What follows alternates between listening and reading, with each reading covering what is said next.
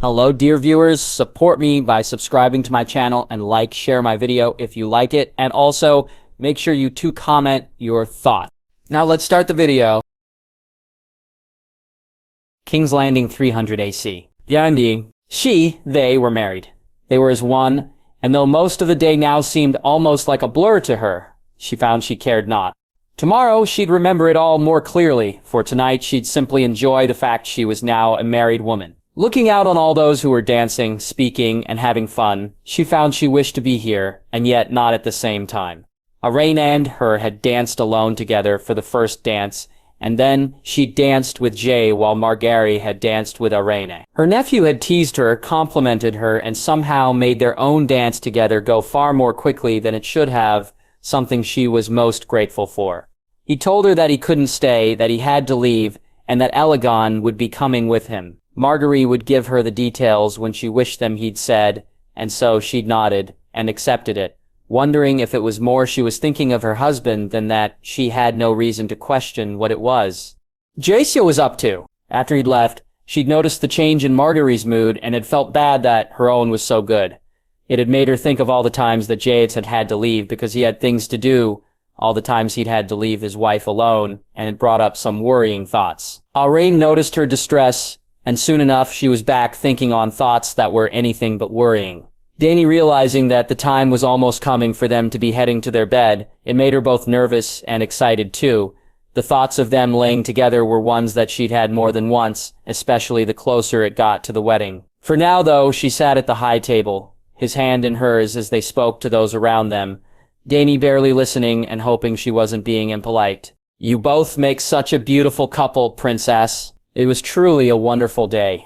Long will it be remembered. I expect you're like I was on mine own wedding day, thinking of the night to come, my princess." Who'd said what was unknown to her?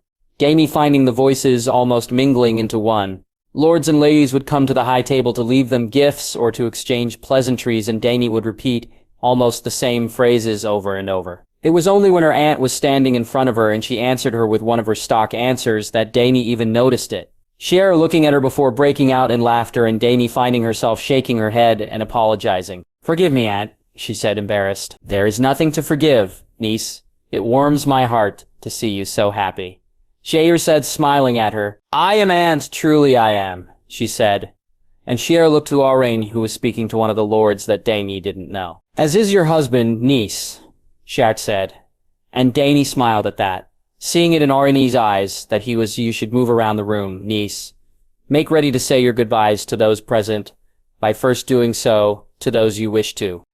She said, looking to Arain and feeling him squeeze her hand, her husband letting her know he'd heard what Shiera had said and agreed with her. "You're right. Join me, Aunt.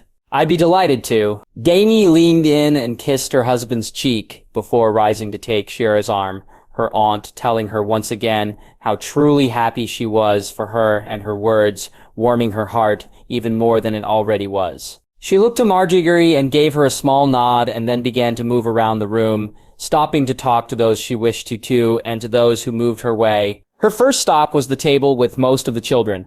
Dany finding herself laughing when Arya, Lyanna Mormont, and Joy told her how much they'd enjoyed the day, and when the two northern girls asked her why she'd gotten married. Her explanation did not go down well with either of them, both saying they'd never marry, and Joy saying one day if they found the right man they may not wish to live up to those words. After speaking to them, she then moved to where Sansa was sitting with Willas, thanking the girl for her work on her dress and for helping to make her day so very special. Sansa blushed, which to Dany's mind made her even more pretty, and as the girl told her how amazing the day had been and how happy she was for her, Dany noticed the looks she gave Willas beside her. Her own betrothal was well known, and it seemed that just like she had been over the last moon, Sansa too was counting down the days to her wedding. She spent some time speaking to the ladies of the West, Lady Jenna, Lady Dacey, Lady Ashara, and Lady Dorna, all complimenting her on her dress and wishing her the best for the future. Jamesley's two cousins from the north, Lord Robb and Lord Cregan, she didn't get to speak to, as both men were far too interested in the ladies with them. Lord Robb was already married and Cregan soon to be, so she felt no true desire to disturb them. Instead, she left them to dance to their heart's content, and moved to speak to Oberyn, his wife, and his daughters. Ilaria and the Sand Snakes were all more than happy to see her, though it was soon Arianne and Tyrion that she found herself in front of and then sitting beside. "You are happy, sister?" Tyrion asked her, something he'd done more than once today. "Very much so, brother. I believe you know the feeling," she said, and he laughed as he took her hand in his. "I do.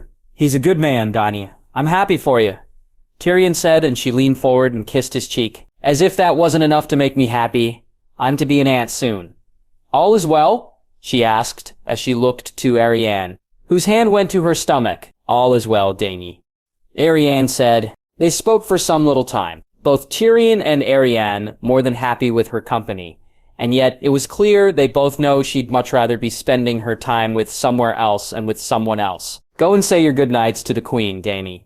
The time has come for you to depart," Tyrion said, and she looked at him with a smirk. "You wish rid of me, brother?"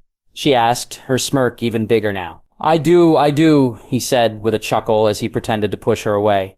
"Though you've stayed more than enough time to be proper, Dany. Now go and do some improper things," Tyrion said, and she found herself blushing as she nodded. Shatter had left her alone when she'd moved to Tyrion, and so it was alone that she walked across the floor, Dany bumping into a clearly drunk Harold Arryn along the way. Though he apologized and looked fearful when he realized who it was he'd bumped into, he also had another look on his face, one that she didn't much care for, and so she was glad when Lady Kinvara moved to her side. "Princess, may I say how wonderful you and your husband both look today?" Kinvara said, catching her by surprise with the way she said it. "My lady," she said, turning to her and not seeing Harold make his way away from them both. "Forgive me, Princess. I fear the drunk lord was about to make a fool of himself, and here and now is not the time for such." "I thank you, my lady," she said, though she was unsure if she agreed with her, or if she thanked her truly. "I am most pleased to see you so happy, Princess. On behalf of my fellow priests and priestess, and at the behest of my God, we wish you nothing but good fortune and happiness." Kinvara said, her voice an expression far more true as she did so, and Dainty found herself touched by the gesture. "I am most thankful, my lady. Truly," she said, before she moved to Aemon and Shiera, who were sitting at the high table. She looked to where she and Orrain had been sitting, and for the briefest moment when she couldn't see him, and so she worried, only to then notice that he too had taken the chance to do as she had. Orrain at present speaking to his brother and good sister, and looking her way with a smile on his face. Olamane wished her well, and she was hugged both by him and her aunt, before she then made her way to Marjorie, her good niece, very happy to see her. "You are ready?" Marjorie asked, here before Dany could say it herself. "How did you know?" she asked curiously. "You have the same look that Jay and I wore on our own wedding night, Dany," Marjorie said, and she giggled before she was embraced by the queen. You and Jay, I thank you both," she said. And Marjorie whispered that she'd nothing to thank them for and to go to her seat and she'd make the announcement. She'd no sooner sat down than Orrain was beside her husband kissing her lips softly before taking her hand and holding it in his own. Marjorie rose and Dany felt that she had been a little grateful that she'd come to her. Propriety wouldn't allow the queen to leave before she did, especially with Jay not here, and she doubted that Marjorie wished to be here any longer than needed. Not as a slight to her, but with no Jay and with Elia without them, it was with her daughter that Marjorie would wish to be and not here. "My princes, princesses, my lords and ladies, Hoodsirs, on behalf of His Grace and myself, I thank you all for the good cheer and humor you've brought to my good aunt and her husband on their most special of days. The time has come for them both to depart, and so I'd like you to join me in wishing them well, to Princess Daenerys and Lord Orrain," Marjorie said, raising her glass. Once the cheers had died down, Orrain took her hand, and they rose, both of them walking quickly to the nearest door. Tonight they'd be staying in the royal apartments, and would be doing so until they departed back to Dragonstone, something she found herself even keener to do as soon as she could. It was no longer just her seat, it was to be theirs, and something about that made her even happier. Sandor, Grey Worm, Belwas, and Sarbunifer made sure that the few calls for a bedding were ignored, and soon enough she found herself standing face to face with her husband in their room. "My love," she said, feeling his arms go around her, and then she was lifted into them. Orrain carrying her into their bedchamber, and Dany feeling her heart begin to race at the thoughts of what was to come. King's Landing 300 AC. Robin! Jaxley had told him what he needed to do, and for the first time that he could remember, Cassie had truly felt the reluctance in him to do so. He didn't wish to leave. It was the last thing that he wanted, and whether it was the fact he was a father now, and so Jaime could relate to him more, or Jane's expression. And he told him he had no fear or worry for him when he left. Apart, of course, from the normal fear and worry that he felt for him when he did almost anything that was. Since Oxley had been born, Jay had been even more true to his word about not getting involved in the dealings of the realm, unless it was related to the war to come. James had expected to have to stand in even more, that even with Margaery here, she'd not truly be here. Yet it proved very much different, and though he had offered to either meet with her in her room so that she could be with Akia and Jay, or to hold fewer meetings of the small council, Margaery had wished for neither. Now though, with Jaja having left during the wedding feast the night before, Yanni made his way to their rooms to make the same offer, and he felt sure this time it would be accepted. He looked to Arthur and Eric, who were guarding the door, and nodded to them both before Arthur nodded back and he was bid to enter. Margaery sat at her desk with Adia in her arms. She was speaking words that Sansa wrote down for her. Her mother, grandmother, and Adia all sat speaking to each other on the couches, each of them waiting in case they were called or needed, and he was glad to them, helping her so. "Read that last part back to me, Sansa," Margaery said, and Jaime heard the words, which were something to do with the budget for Sarala's work. "That's good. Put it with the others. I'll sign them when she decides to sleep," Margaery said, looking at him with a small smile on her face. "The princess giving you trouble, Your Grace?" he asked, looking to the babe in her arms. "She misses them, Jay and the dragon.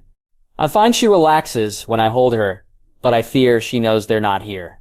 Margaery said, her voice, though not sad, wasn't happy either. "Ghost? Out hunting with the pack. He'll be back later and she'll relax more once he's here." Margaery said, "Are you bringing her to the tourney, Your Grace?" he asked as he finally took a seat across from her. "I am, but I'll not bring her to see what's done with the septa.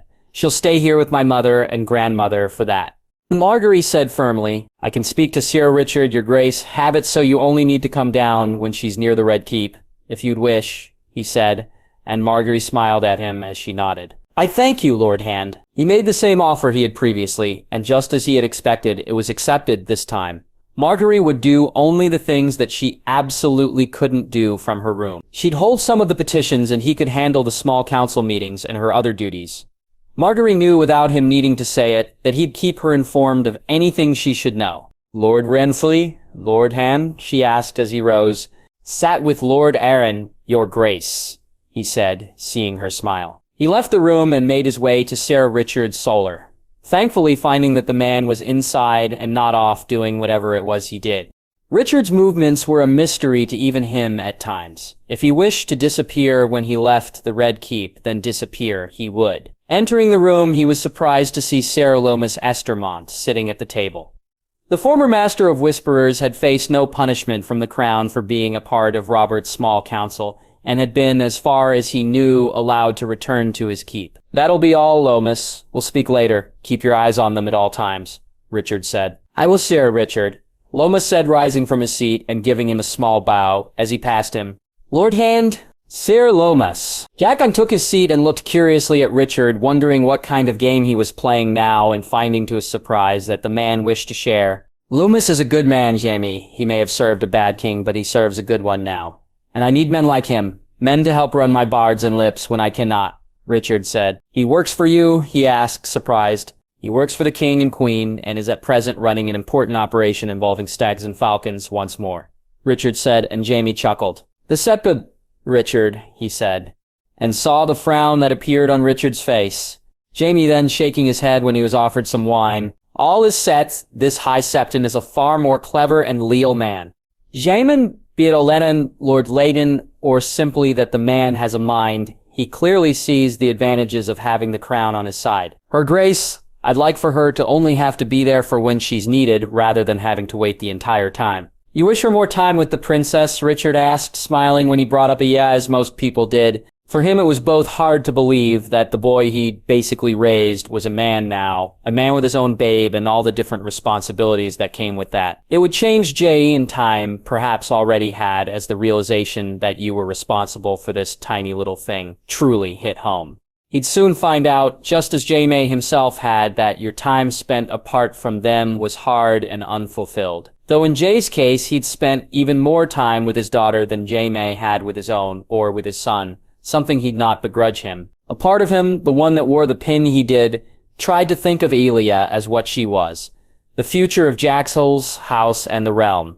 Yet anytime he did so, it was shot down by the larger part of him. She was his granddaughter, as truly as Jay was his son. She was his granddaughter, and for that far more than her being a princess and future queen, and for that he loved her with all his heart. Just as he would with Joanna or Jon. With Jay himself, Jaime would do everything he could possibly do to ensure she was safe and happy. "Jaime," Richard said after he'd not answered some question or another. "Forgive me, thinking of the princess," he said, and saw Richard smile once more. "That I can easily forgive, my friend. All will be done as you ask. I'll put my best men on it, and make sure personally that her grace gets the signal for when she needs to move to the courtyard." "I thank you, Richard," he said, rising. Well, Marjorie wouldn't be there for it all. He and others would, and so, after leaving Richard's solar, he made his way back to the Tower of the Hand and spoke briefly to Daisy and his children before he readied himself to ride to the Great Sept. He, Lord Eurus, Martin and Tommen, along with his guards, would represent the crown there, while Marjorie would await in the Red Keep and do so here. Jaime made his way to the courtyard and was pleased to see Lurs and the others already waiting. Around them, more and more people moved to find themselves a vantage point for what was to come. "We ride," he said, nodding to Loras as he climbed up on Loyalty. As they rode through the city, he could see the crowds had formed, the word had been spread wide of what was to occur, and the city was more than eager to see the Septa pay for what she had said, and for how she'd treated their king for the first few years of his life.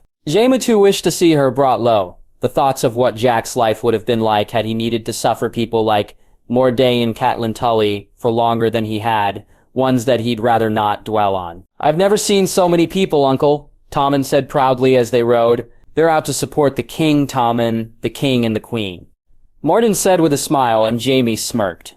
Jane's two squires were just as his own two had been, and he turned to look at Loras and gave him a small nod, wondering if he'd thought it too. When they reached the Great Sept, the crowd parted for them. Jaime under no illusions, it was for him. They did so. True enough, they thought far differently of him now, both because of the record being set straight about the wildfire, and what Aries had wished to do, and because of the stories of him and Jay. While both had been done in words, it was the song that he now heard them sing that truly changed how he was perceived.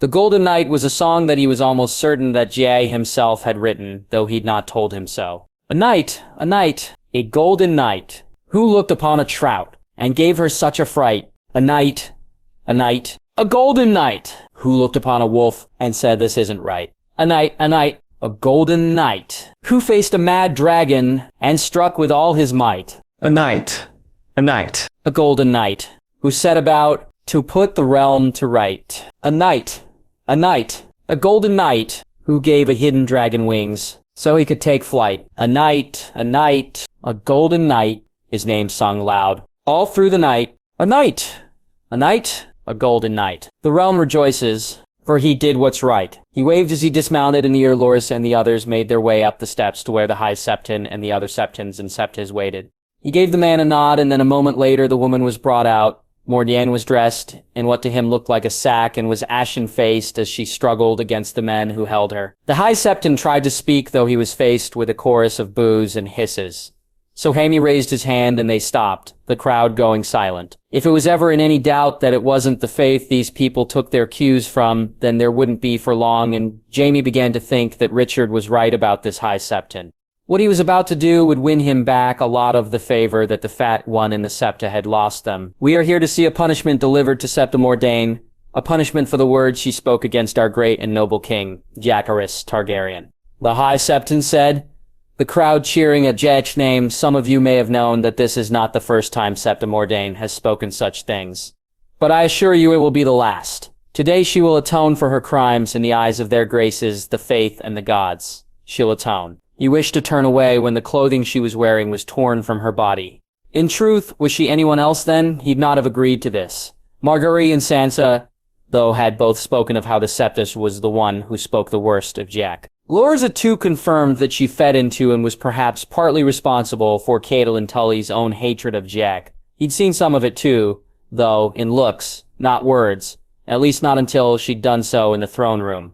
a few days ago. So despite not wishing this on anyone, if it was to be someone, then he'd have chosen her or her former lady to be the ones who faced it. Shame, shame, shame, shame. He heard the septas around her say it over and over again as Mordine moved down the steps. Jaime, Loras, Martin, and Tommen following after her. The rotten foods started to be thrown once she reached the street, and they mounted up onto their horses and rode after the crowd and the septa. Jaime saw her fall more than once. There were some marks on her hands from where she'd perhaps cut them on the rough ground, and by the time she reached the Red Keep, she was broken and covered in filth. Ahead of her lay the last short walk to the courtyard, and Jaime could see Marguerite and almost the entire court was standing there, waiting for her. Shame, shame, shame, shame. When she reached the queen, he saw her fall to the ground, with tears falling from her eyes. Some of the women and some of the men turned from looking at her, as they were not willing to see her naked and broken. Jaime noticed that those closest to Jane did not. Jaina, Daisy, Ashara, Shiera, Oberyn, and Elaria and his girls, Sansa, Arya, and Joy, and Margaery herself. He was relieved that Joanna wasn't here, and he suspected that both Olenna and Ellery were with Elia. Your Grace, Septa Mordan has completed her walk of atonement, the High Septon said, looking to the Queen to see if it was enough. And has she atoned, High Septon? Margaery asked coolly. I have, Your Grace. Truly, I have. Mordane said, her voice barely a whisper, and yet it carried even all the way back to him. My husband and I are not monsters, Septa Mordane.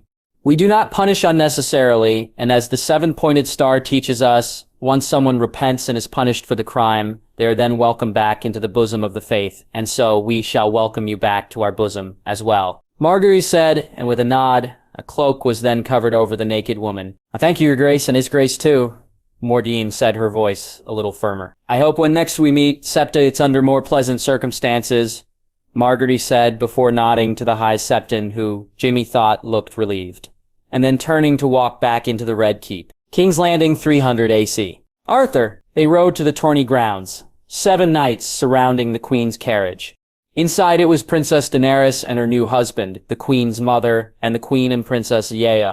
Arthur had found himself fascinated with the new princess ever since she'd arrived. That Jane had chosen to name her Yea had been something unexpected and most welcomed by him as much as it had by Oberyn and Arianne. Elia was a good name, a true name, and if the princess carried any of the heart her namesake had in abundance, then the realm was blessed indeed. Shady naming her his heir could be problematic, and yet Arthur was fully behind it too. Rhaegar had spoken only briefly about the dance of dragons to him, yet he and his son, it seemed, both agreed on who was right and who was wrong in that. He knew the Barristan found it refreshing, and that his other brothers just felt it to be something they expected the king to do.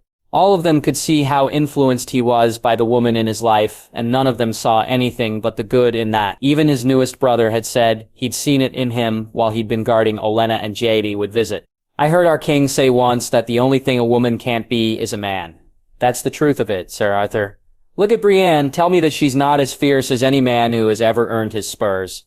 Lady Olenna, tell me there is a wiser man or woman in the realm. As for our queen, never was someone more capable to be such, to rule in the king's absence or by his side, Arek said. Arthur could find no lie or wrongness in his newest brother's words. His own sister was a clear enough example of someone whose talents and skill, though different than his own, were ones he could not match. It made him look even more at the younger woman, or the realm, at Jane's sisters, at his cousins, at his brother's bride, his squire's betrothed, and at the girl that his own nephew was soon to marry. Cregan had found more than lands and a future in the north. He'd found love too, it seemed, and both he and Ashara were more than happy for him. Lady Alice Corstark was another who showed that women in 5 of the kingdoms needed to be looked at much differently than they had been until now. Doran always saw them as such, and in the Iron Islands their new reaper was a lady and not a lord. In time, be it during his king's reign or during the princess's, perhaps the other 5 would catch up. He smiled at the thoughts of what that would look like and then shook his head when he saw they were at the tourney grounds. Arthur finding he had practically daydreamed all the way there, and that was not what he was supposed to do. Dismounting, he was far more alert when he opened the door to allow the queen and princess to climb out. Arthur, finding he had to take Aleu in his arms to allow the queen to do so, and he held her close to him, as if she was the most precious thing in the world, which she was. Aleu was the future of House Targaryen, just as Jaime had been once. Unlike his king, however, for the princess he would be there for far more of her life than he had been for Jae when he grew up. He handed her carefully back to the queen, and they made their way to the stands, the 7 Kingsguard quickly forming up in a protective formation around their charges. Arthur didn't truly fear for their safety. They were far too loved for anyone to make a move against them, and as he looked at how relaxed Ghost was walking by the queen's side, he relaxed somewhat too. The wolves know. Arthur, Ghost knows. If he even for a moment is alerted, then it's time to worry, Jag said. It was to be the archery today, so none of the Kingsguard would be taking part. On the morrow, it would be the melee, and Arik, Jors, and Sir Richard Horp would take their places in it. Loras and Sir Robert would compete in the jousts with him, and Barristan taking part in none of the events. Neither of them wished for the glory, and with a princess to guard, be it here or in the Red Keep, both of them would be doing that rather than trying to win a prize they didn't care for. His nephew, though, would compete in the melee, and Lord Robb would try his luck at the joust. As much as he looked forward to seeing Cregan compete, Arthur found himself looking forward to the squires' duels almost more than anything. His other nephew would compete there, as would Martin Lannister and Jade's sister, and he knew that his king would have wished to see that more than any other event. Not simply because he himself had made his name in them, or that his squire and sister would be competing, but Jay had an affinity with those younger than himself. Arthur and anyone who knew him could see it when he spent time with children, and he'd also seen it when they'd gone beyond the wall. They reinvigorated him, made him forget any of his worries or doubts, and allowed him to just get lost in the moment. He'd already seen it with the accent. Arthur and his brothers had heard Jack singing to her when they were alone in the room, or he'd walked in to see him just sitting and speaking to her as he held her in his arms. That he did so with a small baby dragon on his shoulder more often than not was a most amusing sight. Rozier, too, had been that way with Rosie and Daenerys, the world fading away and disappearing into just the babe in his arms or in its crib. Jackson took that on even more, though. He had surrounded himself with children, went out of his way at times to be with them, and Arthur was grateful for the peace they brought to him. No one deserved peace more than he, and he worried with what was coming. It was to be short-lived. Your Grace, my princes, my princesses, my lords and ladies, good sirs and good men and women of King's Landing and beyond, I welcome you all to the tourney of King's Landing 300 AC, a tourney to celebrate a double happy event.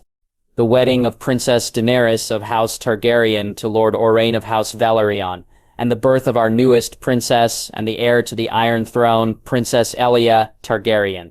We wish them, and those who compete, good fortune. Let the tourney begin, the herald said. King's Landing 300 AC. Rosalie Baratheon, 3-20, 2-20 if he was being precise, as his name day was not for another couple of moons, but no matter, he was still a young man who'd not yet even entered into his prime years, and yet the face that stared back at him from the looking-glass was one he barely recognized. There were lines where there had never been any. His hair was graying and had lost its luster, and he felt as he looked a far older man than he was. Some of that was simply down to his time in the Black Cells, short though it was. It had taken him moons to fully recover, both physically and mentally. As for emotional damage, that was something he wondered if he ever would recover from. His time had taken a toll on his body, his mind, but mainly on his heart. Rudely wiping the tears that fell as he looked at himself, tears that he'd shed almost every single day since he died. Him they'd needed, and so, despite the harsh treatment they'd given him enough to live, Michael had not been so lucky. They'd used his heart against him and then had seen it broken into a million pieces, once they had him where they wanted. Michael was gone, and Rensley hadn't been the same man he'd been since the day he'd lost him. Perhaps he'd never be that man again. He'd lost himself in his despair and would have stayed there if not for the unlikeliest person. The Onion Knight was not a man that Rensley had much time for or cared much about, and yet it had been him that had come for him and taken him home.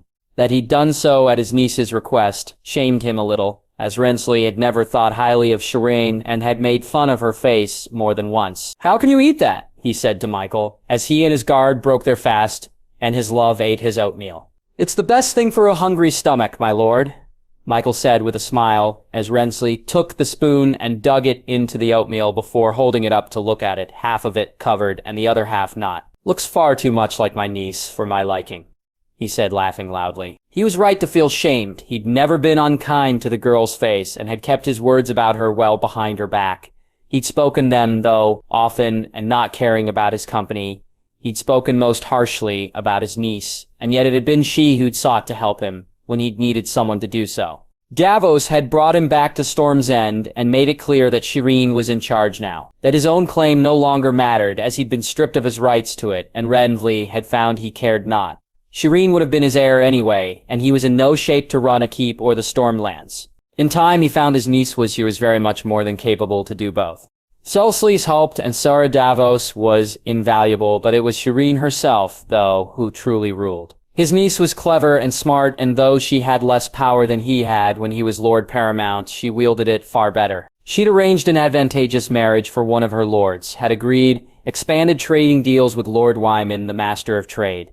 Sara Davos playing a large role in that, given his own annal of the sea. She'd put Storm's End to rights, fixed the things he'd let slide while he'd concentrated on his own pleasure, and was as well, if not more well-liked than he had been. At first, it had been simply her seeking him out and the face that he saw when he arrived that Raxley's mind had concentrated on. "Uncle, it's so good to see you," Shireen said as he bowed to her, his eyes looking to her face, and she caught him staring. "A gift from the king's aunt, Princess Shira. They see me as their cousin, uncle," Shireen said, smiling at him.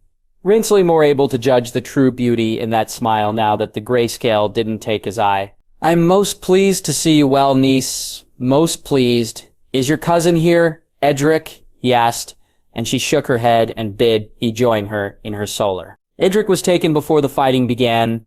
Uncle, first we worried so, but we've since found out that most of my uncle's children were taken and giving new lives elsewhere. Edric included," Shireen said as they reached the room, Renly noticing how she'd not say the word bastard, though given who the king had been thought to be, fewer people would use that word from now on. He'd imagine, "Where?" he asked, finding himself worried about Edric for perhaps the first time. "The lad is with his family in the Reach, Lord Rensley. When he comes of age, he'll be given a small keep and some lands.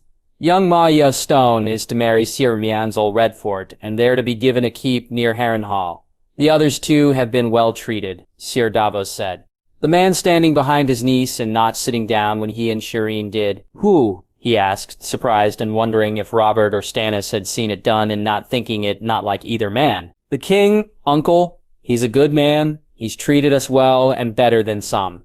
We've had to give up some lands in Summerhall, and some of the lords nearest it will be sworn directly to the king and queen's firstborn child, but we've been treated well." Shireen said, looking at him and then at Davos, "What do you wish for, uncle?" I have no idea, niece.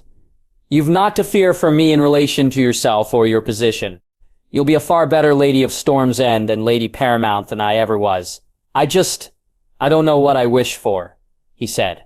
His words hard to say. "I'm here for you, uncle. I hope you always know that," Shireen said, reaching out to take his hand.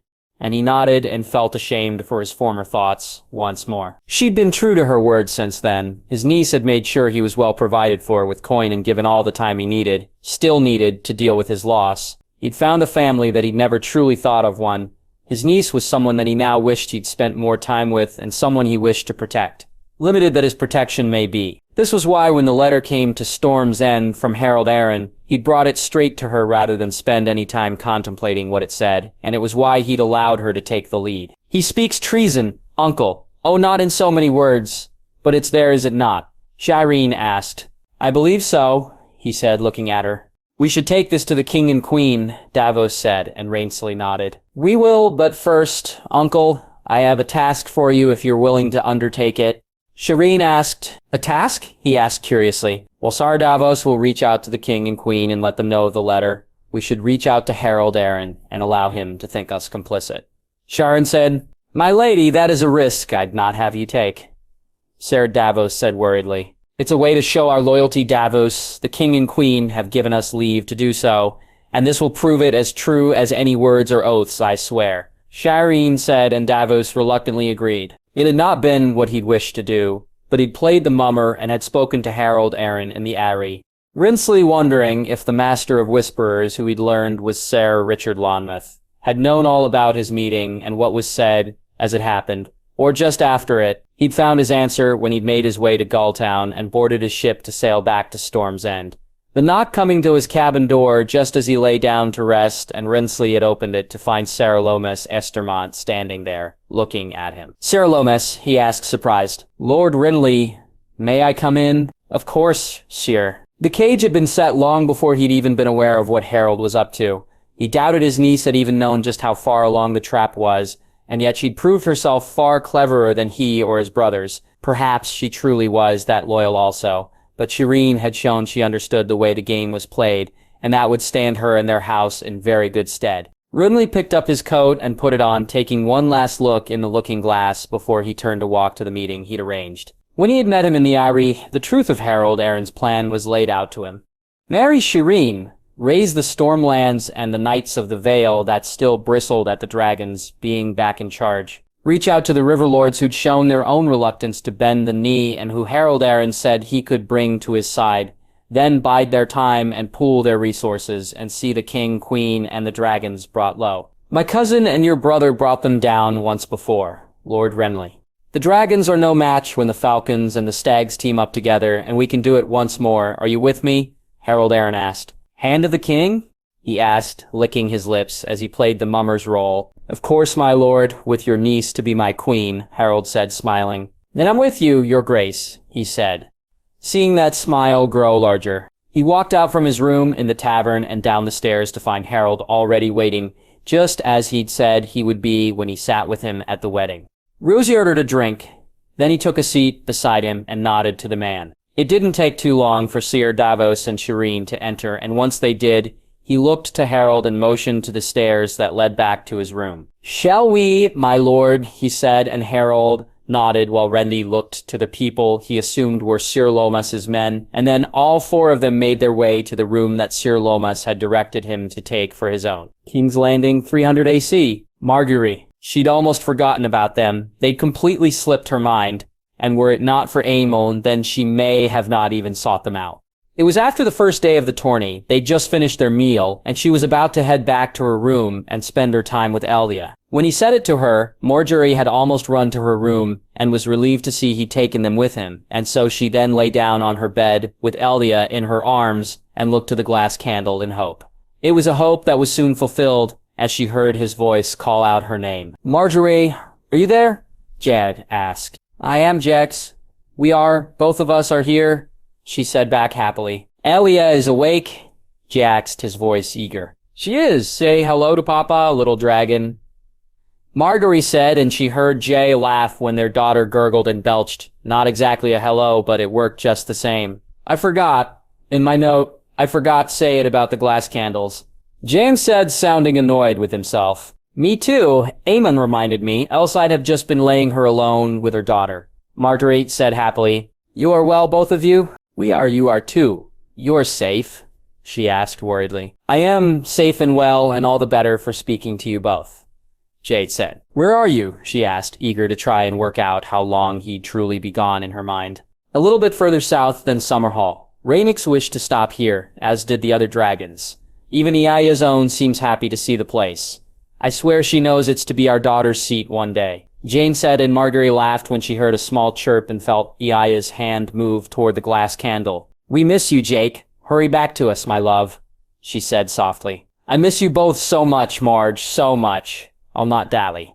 On that you can be certain. I love you, both of you. We love you too, Jay. They arranged to speak again in a couple of days, and Marguerite found herself both happy she'd heard from him and yet sad at the same time, knowing it would be some time until she saw him again. She picked Axlia up and placed her in her crib and took the glass candle back to its chest before undressing and climbing into her bed. Ghost immediately jumping up to lay beside her, and she rubbed his soft fur as she drifted off to sleep. She woke early and fed and changed herself before making her way to break her fast.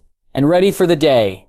Her mother, grandmother, and Joy all joined her, Sansa coming in a little later, and she wondered if her friend had gone to speak to Wellis before she came here. Solar Richard and his lips may know the secrets of the realm, but her grandmother had her own sources, and she'd confided in her that Sansa and Wellis met most mornings before breaking their fast.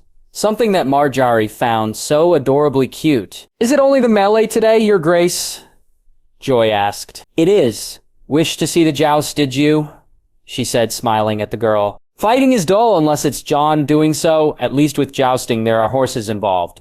Joy said as she took a bite from some toast. Try as they might, they couldn't get Joy to speak of Jay as anything but Jon. Oh, she'd do so when it wasn't them around. But to him, to her, he was always Jon, and nothing would ever change that. At one time Marguerite had thought to do the same, and she knew others had struggled with knowing him as one name, and now as another, she'd thought to name him as Jon when they were alone, as he'd been just Jon to her for as long as she could remember. It was both worrying that she'd slip up in public, and that as the queen, knowing how bad that would be, and also knowing how Jon felt about being named for Jon Arryn, that had stopped her. For Joy, though, Jaxley was as he'd always been a complete and utter pushover. It made her smile to think of what he'd be like with Elia, and of how quickly their daughter would wrap him around her little fingers. Her grandmother looked at her curiously when she saw the smile, which then turned into a chuckle, and then a small laugh, and before she knew it, she was laughing more fully and unable to stop. Your Grace? Her grandmother asked, as her mother looked on, confused, and Joyce smirked. Your Grace? Sorry, she said, stopping and gathering her breath. I was just thinking of Jay and how as Elia grows older, he'll not be able to resist her, she said, seeing Joy nod her agreement. Horsey, Margie, Jon will give her Horsey, though he may have her riding her dragon first.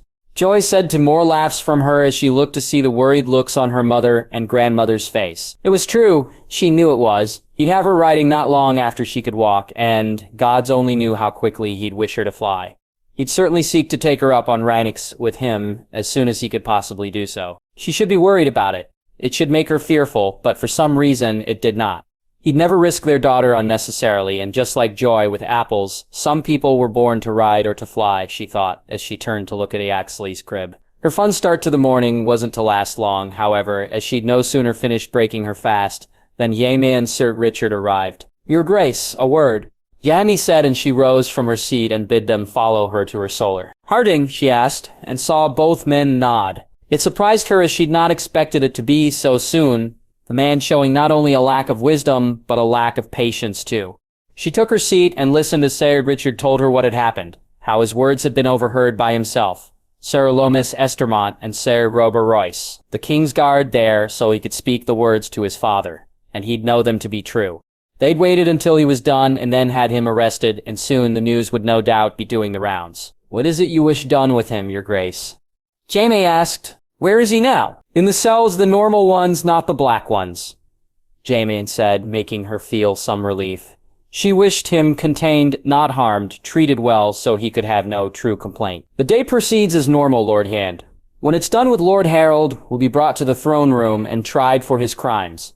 Arrange a meeting with Lord Jan before then, bring Sir Rubar, and explain to him what is to occur, and what's to happen to the Aerie once it's been done, Marjorie said. You wish me to speak to him about Lord Nastor?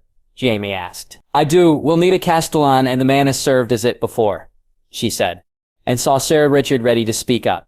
I know your own doubts on the man, Sir Richard, how he took far longer than any to come around to the truth about Jon Arryn and spoke things about my husband that would have led to him losing his head. Were Jay not a different man than he is? I wish to hear what Lord Royce says about him, to hear him speak his own doubts if he has any, Marjorie said. And if he does, Your Grace, Sir Richard asked, I'll decide it then. The man wishes for his own keep and his position in less than it once was. Such men's loyalty can be bought, sir.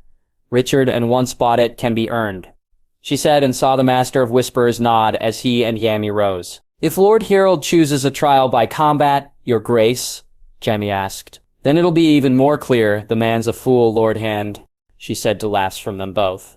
Men as they left. She left the solar herself not a few moments later, her grandmother looking curiously at her as she moved to the crib and looked down to see that her daughter was still asleep. The sigh she let out was at knowing that Yaya would be staying here while she had to show her face at a tourney she'd no true desire to be at.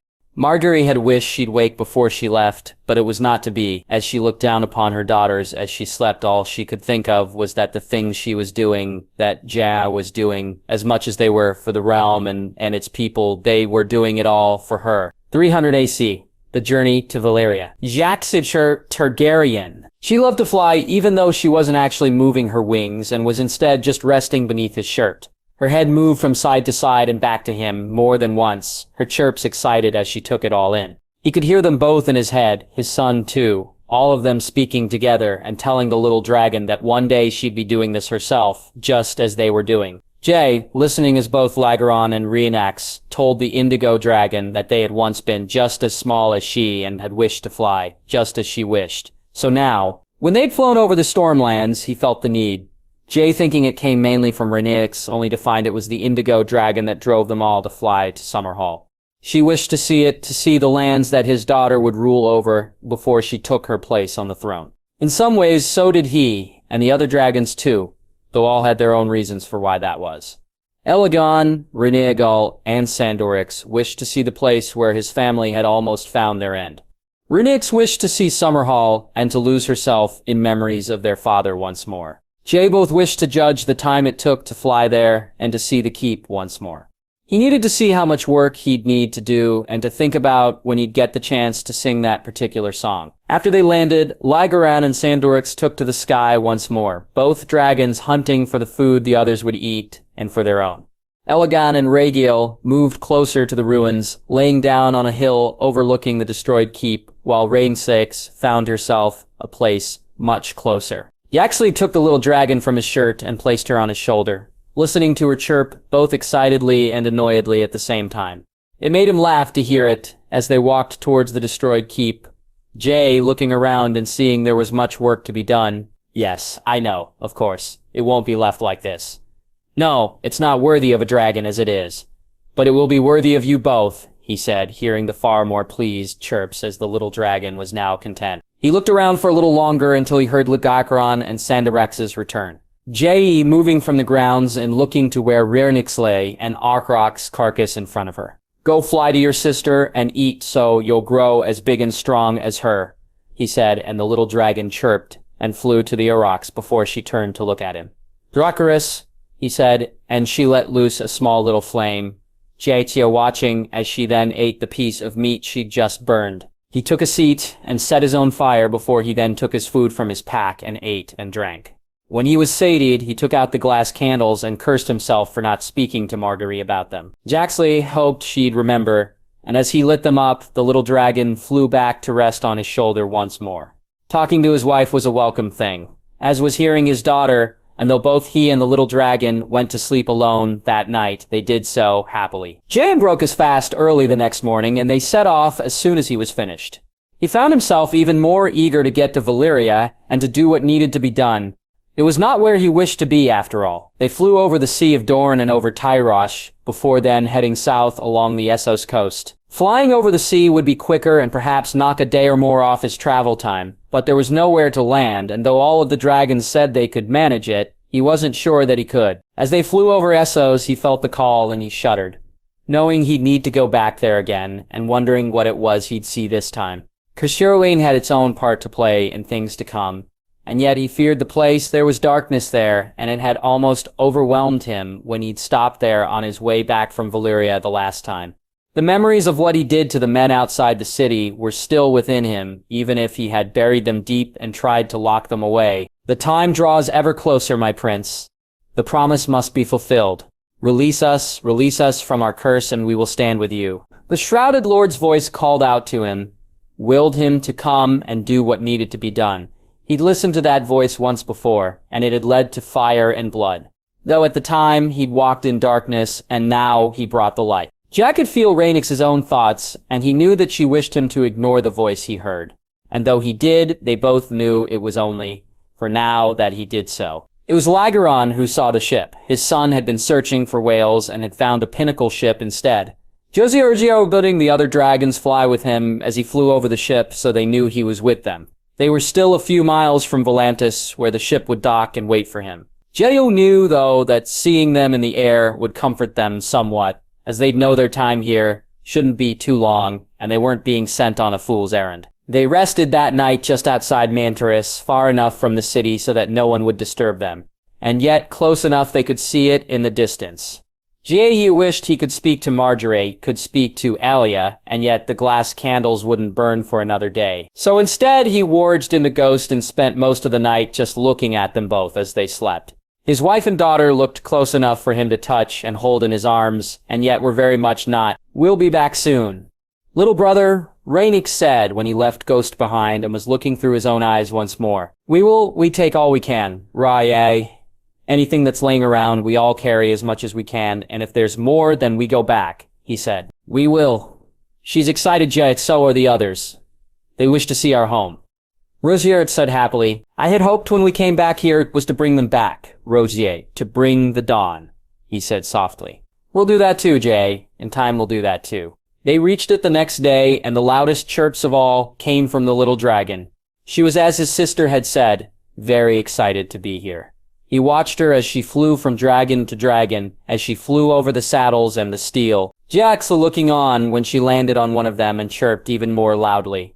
He moved to her and looked down at the saddle before he took to his knees and moved it in his hands. It was smaller than his own, almost of a size with Tyrion's, and as he looked at it more carefully, he felt his breath catch in his throat. "For Yaya?" he asked, and the little dragon chirped even louder still. King's Landing 300 AC. Shireen? When she'd taken up her role at Storm's End, she'd expected some pushback from the lords, both Davos and her mother warning her that there may well be those who didn't wish her to be in charge. Shireen could understand that, as most didn't know her, and Storm's End by right should perhaps go to her uncle. Though Runtley was not only in no shape to be its lord, he was in far more disfavor with the king and queen as well over what he'd done to the food stocks while he was running King's Landing. There was also Edric to think about. The Stormlords knew her cousin far better than they did her, and yet he had disappeared and wouldn't be returning. The king telling her, Davos, and her mother that his men had been the ones to make all her cousins disappear, and they were all safe and sound,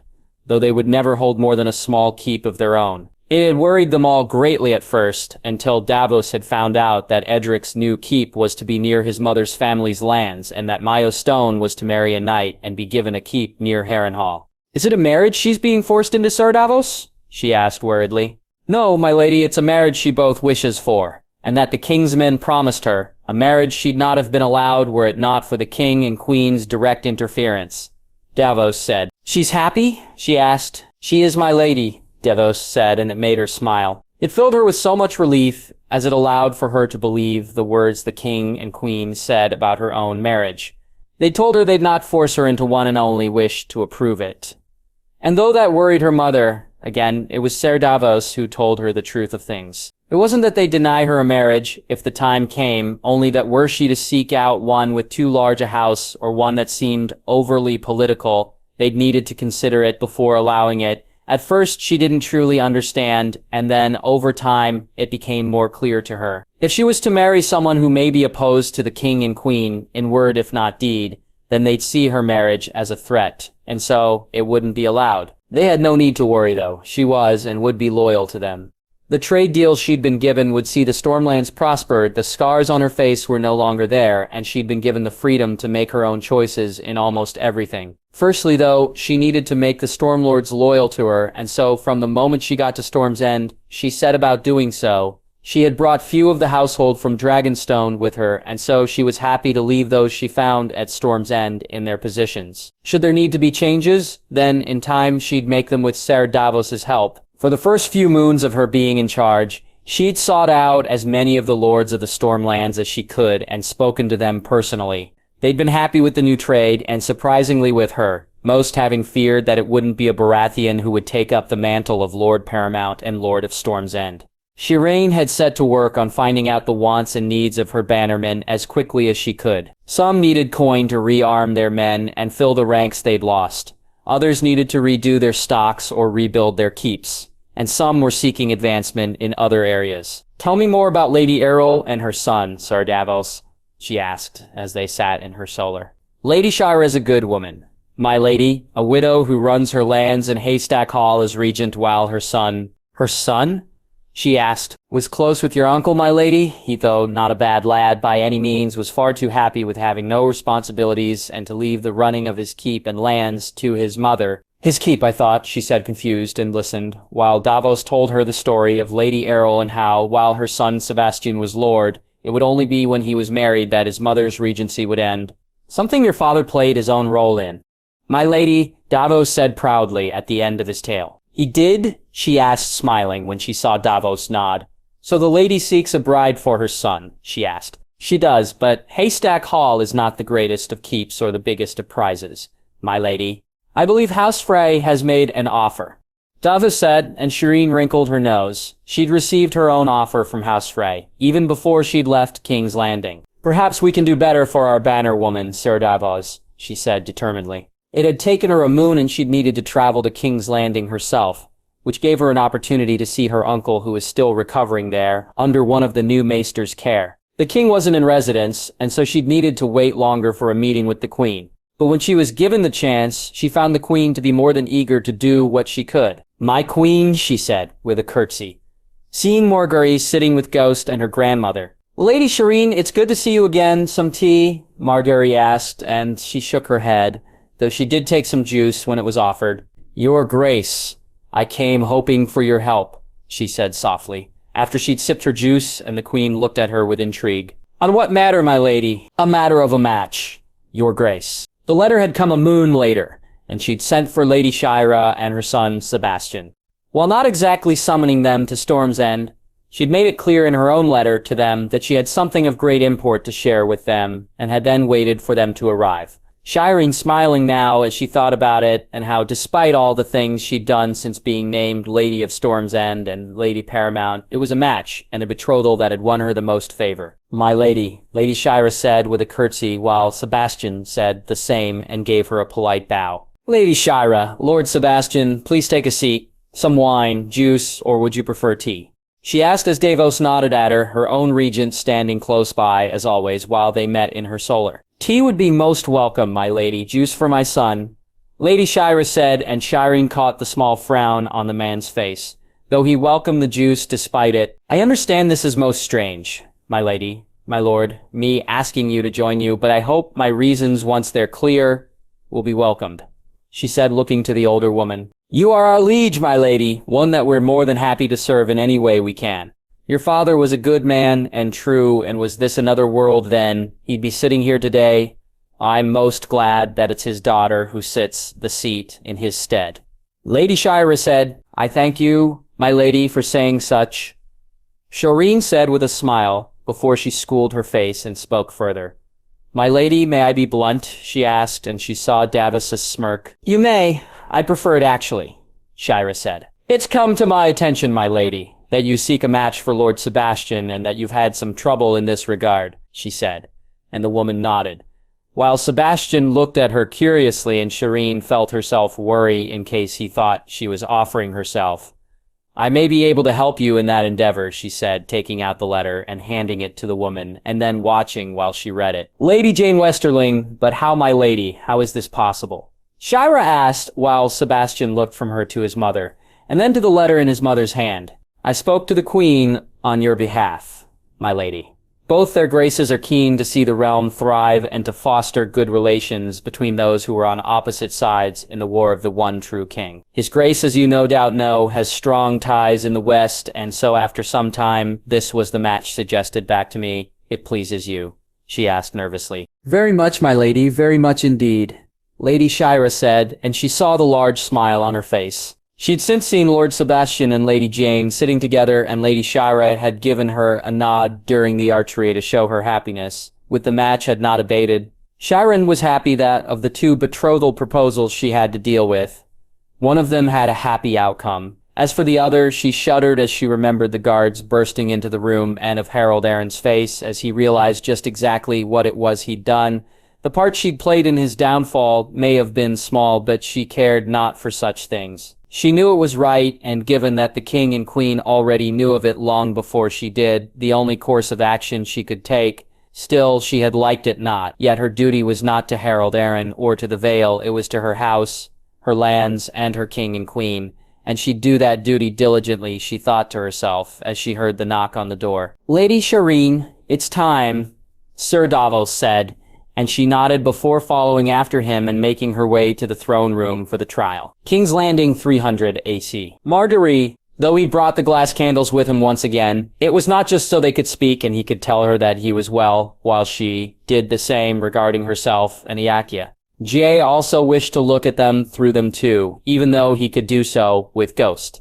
He wished to look at them through the glass candles and to see them both for himself when the need arose. She'd not understood at first, but he had told her that he feared he'd need to see them so desperately and not be able to, and he dared not take the chance that Ghost wouldn't be with them. When I'm here, Marge, even when she's in the room with us, I find a need to see her, to look down at her. At night, have you not noticed me leaving our bed? He asked. I thought you had gone to the privy, she said, making him laugh. No, I wake and I find a need to see her, to look upon her, and just... Jay. Marvel. Marge. I look upon her and I marvel. Our babe, our sweet little dragon, such a wondrous thing she is. I fear that while I'm away, I'll feel that need, and I'll warg and find Ghost is with Fang or the rest of the pack, and it'll take hours to see her, to see you both. And I'm not sure my heart can take it.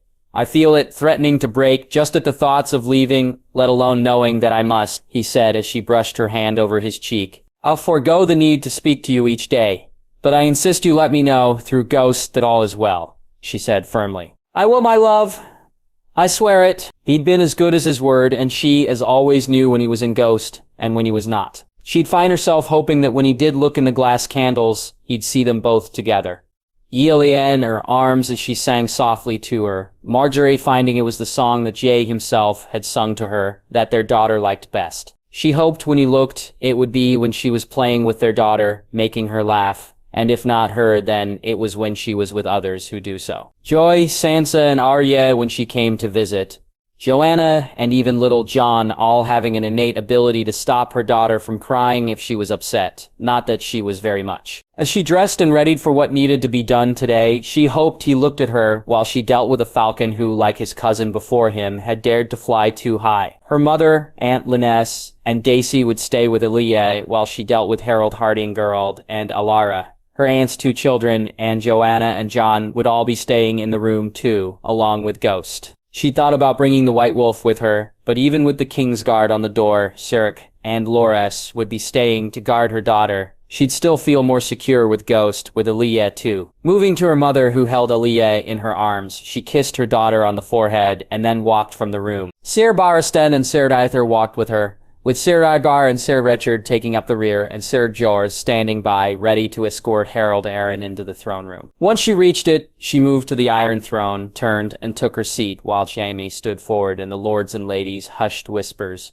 finally quietened down. Almost all knew what Harold had done. Ser Richard had made sure the word had spread, and Jaime himself had spoken to Lord Jon and Lady Anya about what was to occur here today. We're here to sit in judgment on the treasonous actions of Lord Harold Arryn. In the name of their graces, King Jaehaerys Targaryen, the third of his name, and Queen Margaret Yeri Targaryen, I now call this court to order.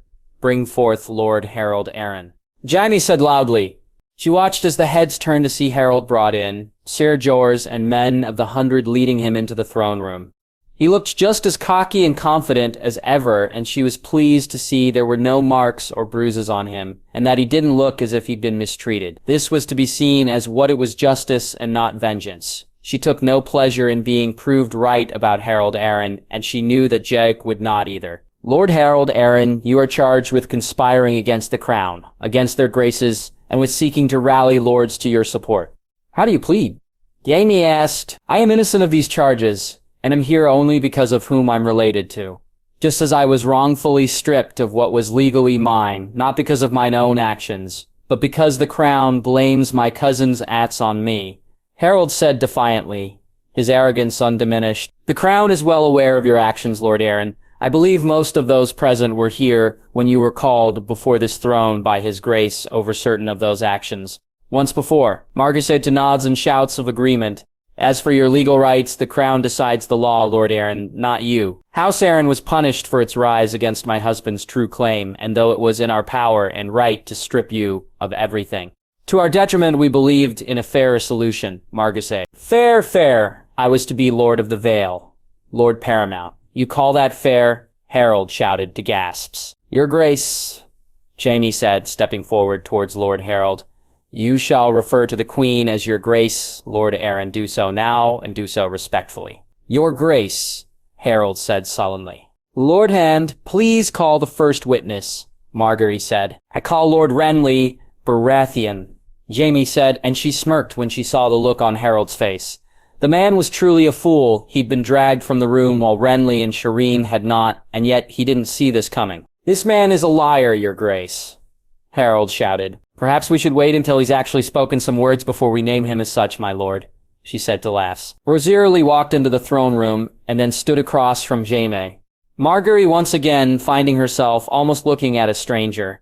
His hair was even grayer than she'd remembered it, and though he looked fit and well, he looked tired too. "Lord Rensley, please tell this court of your dealings with Lord Harold Arryn," Jaime said. "Of course, Lord Han. As I was recovering from my time in the Black Cells, I received a letter from Lord Arryn suggesting an alliance and a betrothal to my niece, the Lady Shireen. Upon my return to Storm's End, I received another which suggested certain things, both of which you have in your possession, Lord Han." Renly said, and she saw Harold pale. "I do, Lord Rensley," Jaime said, walking to one of his guards, who handed him 2 letters. "I could read these out if you wish, your grace." "There is no need, Lord Han. Please continue, Lord Renly," she said. "I brought the matter to my niece's attention, Lord Han, and it was decided that I would speak in person to Lord Harold while she would inform the crown." Renly said, "To what end, my lord, to what end was it needed for you to speak in person?" Jaime asked. "To find out the truth in the words, Lord Han, to see if what was being suggested was indeed what we thought it was, and to pass on what we found to their graces," Rosalie said. "And was it what you thought?"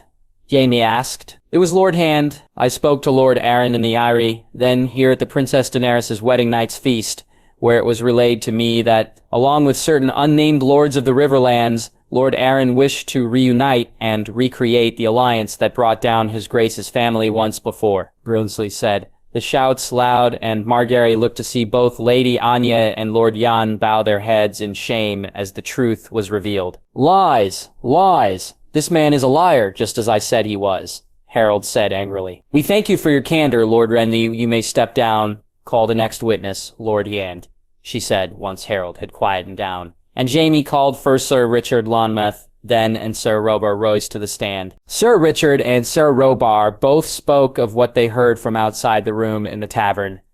And once again, Harold named them liars and then tried to claim that it wasn't him. They heard. Margaery then nodding to Jaime, as once again Harold was quietened down. "I call Lady Shireen Baratheon to testify," Jaime said, and she saw the fight go out of Harold as the girl walked to the front of the room. She walked prouder and more assuredly, and Margaery felt she'd grown into the role she'd been placed in. Shireen had shown that somewhat when she'd come to her to speak on a match for House Errol.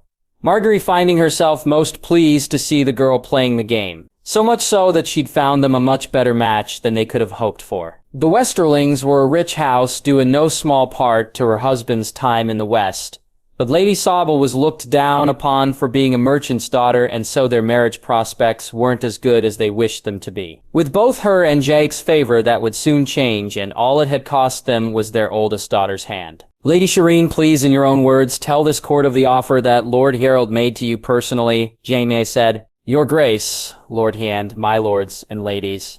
After my uncle Renly spoke to me on Lord Arryn's intent, I agreed to a mummery. We informed their graces and arranged for a meeting where it was suggested we would look favorably upon a match, but where in truth we had no intent to." Shireen began before Harold interrupted. "You lying scar-faced bitch," Harold said, moving forward a step. "Enough! One more outburst like that again, Lord Arryn, and we'll have you bound and gagged. Forgive me, Lady Baratheon, please continue," she said, with a small smile, which Shireen returned. "There's nothing to forgive, your grace," Shireen said. "What happened at the meeting you attended, my lady?" Jaime asked. "My uncle arranged for us to meet in the tavern, Lord Hand. I, Sir Davos Seaworth, my regent, and my uncle and Lord Arryn. During the meeting, Lord Arryn was at pains to point out that it was an alliance between House Arryn and House Baratheon that had brought the dragons low once before, and together we'll bring the fuckers down again. His words, not mine. Your Grace," Shireen said, and Margaery couldn't stop the chuckle that came from her. "Did he explain how this was to be done, my lady?" Jaime asked. "We were to marry Lord Hand. I was to help raise the Stormlands in secret, while he'd bring the Vale Lords to bear along with some of the River Lords that he wouldn't name but claimed were on his side. Many things were discussed, my lord, from an outright rebellion to a raising of the faith and an attack on the dragons themselves, right up to hiring someone to kill his grace and her grace while they slept." a faceless man. Lord Hand, Shireen said to loud shouts from those present. Traitor! Treason! There was one other thing suggested, was there not, my lady? Jaime said after he had quietened down those in the throne room. There was Lord Hand. Shireen said softly before looking to her and Marguerite being surprised by the sympathetic look on the girl's face. An attempt to kidnap the Princess Lord Hand, use her as a hostage to his grace and her grace's compliance. How she kept her cool, she didn't know. She both wished to run to her room and take her daughter in her arms, and hold her tight and run to Harold Arryn, and strike him down where he stood. She wished to send Arthur and Barristan to her rooms to make sure Olia was safe, and no one was able to get close to her. Her fear soon turned to rage, and she wanted to scream and shout and order him taken to the dragons, to the wolves, to see them take their time with him for daring to threaten her daughter. I thank you, Lady Shireen, for your loyalty and your honesty. The crown, my husband, and myself do not forget such things, nor take them for granted, she said, her voice far more even than she expected it to be. They are both yours in perpetuity, your grace, Shireen said as she stepped down. Do you have anything to say for yourself, Lord Arryn, before I pass judgment? Do you have anything to say for yourself, she asked, and how she didn't scream at the man she'd never know. I knew I'd receive no true justice this day, not fro dragons or dragon lovers. My cousin Lord Jon knew this, his grace, the true king, Robert Baratheon, the man who killed the Mad Dragon Prince knew this. I demand a trial by combat. Harold said loudly as those in the room jeered and hissed at him, only stopping when she raised her hand. Be thankful that it's my husband who is king and that he is not his grandfather, lest it would be fire you faced and not a blade. Be grateful that your death is all the justice that I seek for what you wish to do, lest I, as queen, demanded you suffer, just as your so-called good and true king did with his wife and child. You shall have your trial by combat. Lord Arryn, this very day you shall have it. Before the melee starts you shall have it, for I find I've no desire for you to breathe the same air as my daughter any longer than is needed. Zucerifer, ensure Dawn's blade is sharp, and this ends quickly.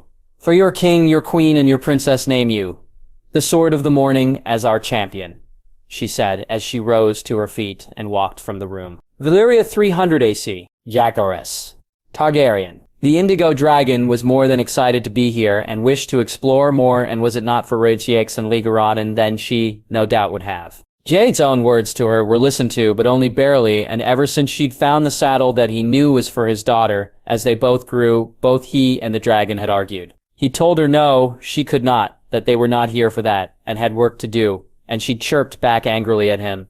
Only for Rhaegar to, while not roar at her, certainly make it clear she was displeased by her refusal. Rhaegar then did the same, and Jade stood watching while the three dragons had what could only be described as a heated conversation. It was a sight to see, and it brought a smile to his face as he watched Rhaegar, then the little dragon, and then Rhaegar chirp in various degrees of loudness. The small dragon was fierce, too, and at times he heard her own chirps grow angrier, though it was how her head would turn to look from one to the other that truly made him laugh. It made him picture Olia and imagine what she'd be like as he and Marjorie chided her over something she'd done or wished to do. Finally, the argument seemed to have run its course, and the indigo dragon flew back to his shoulder. Jay turned to look at it, and he swore he could see reluctant agreement in those purple eyes. Her eyes made it clear that while they would do as she'd been told, she wasn't best pleased about it. She did, however, chirp happily when he stroked her softly, and told her that one day they would come back here, and she could fly wherever she wished.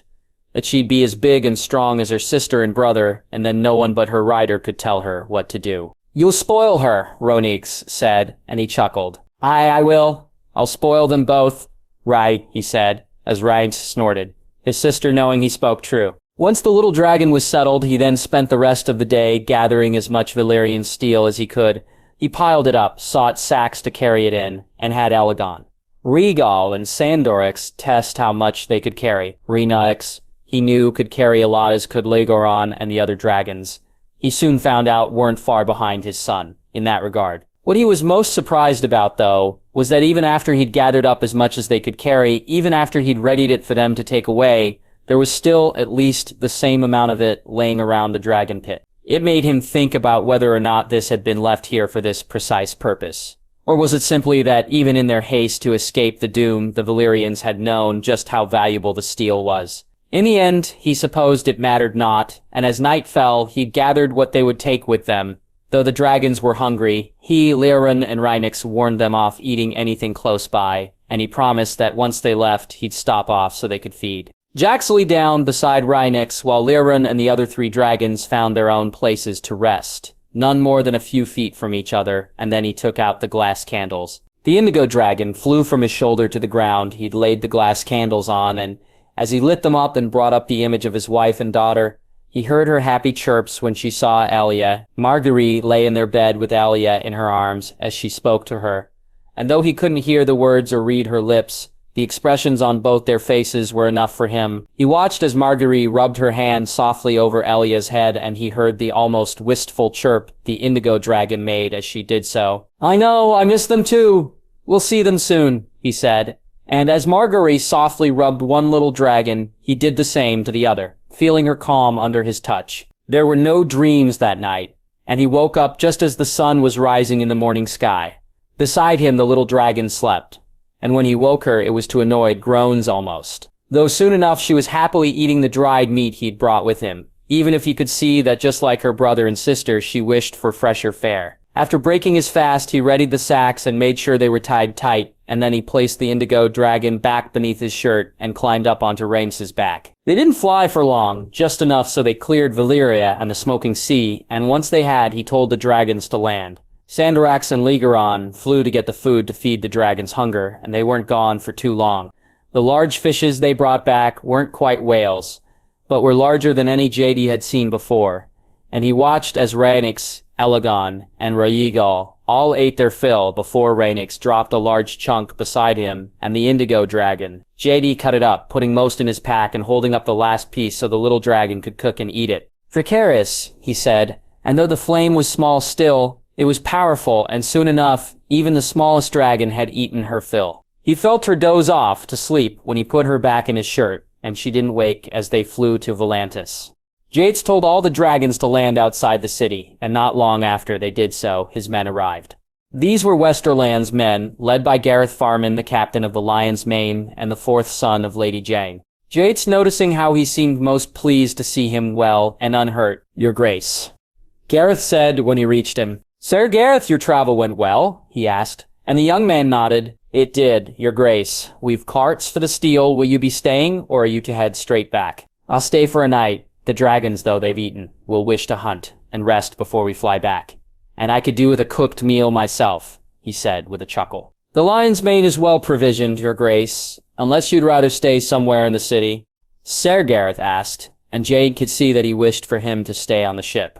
Perhaps both out of concern and so he could say he had supped with the king one day in the future. "I'd be most pleased to join you on the Lion's Mane, Sir Gareth," he said, seeing the young man smile broadly. They gathered up the sacks and placed them on the carts, and Jay walked over to speak to Rhaenys and Ligeron to tell them and the other dragons to go feed and fill their bellies, and to then rest up. He'd meet them here on the morrow, and after telling his sister he'd be safe with the men he was with and wouldn't leave the ship, he then headed into the city. He was unsurprised when even after the other dragons flew to hunt, she did not. Instead, Rhaenys flew overhead as they traveled through Volantis and to the docks, and only once she saw him board the ship did she leave to join the others. Jax sat with the men that night, most of them he knew in some way having traveled on the Lion's Mane before, though there were some newer recruits to its complement too. These too were men of the West, and while they knew of him, they'd never met him and were seemingly in awe that he was sitting, eating, and japing with them. As they were of the indigo dragon, who he found far enjoyed cooking and eating the raw meat than she did the fish. He bid the men good night, spoke to his wife, and heard his daughter's voice, and fell to sleep with the indigo dragon taking up a pillow, all of her own. The next morning he didn't dally, and after breaking his fast and thanking Sir Gareth and the men for what they were doing and for their company the night before, he gathered the sacks and rode out to where the dragons were. He was already in the sky when he saw the red priests ride out from the city, and he knew then they wished to see him. Shier thinking about landing, but deciding not to, for now. He had more work to do, and he'd be coming back here soon enough. Whatever they wished of him could wait until then. King's Landing, 300 AC. Arthur, his armor was polished and his white cloak pristine, Dawn's blade as sharp as ever.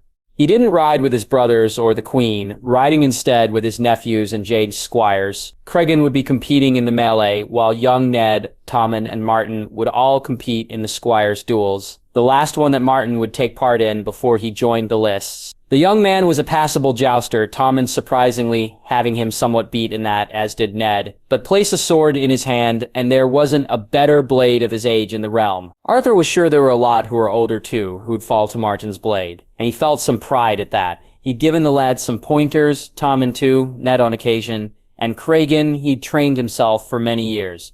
Yet Martin was partly the lad's own skill and largely due to Jay, both for inspiring him to be a swordsman and for taking the time to hone the natural talent that was there.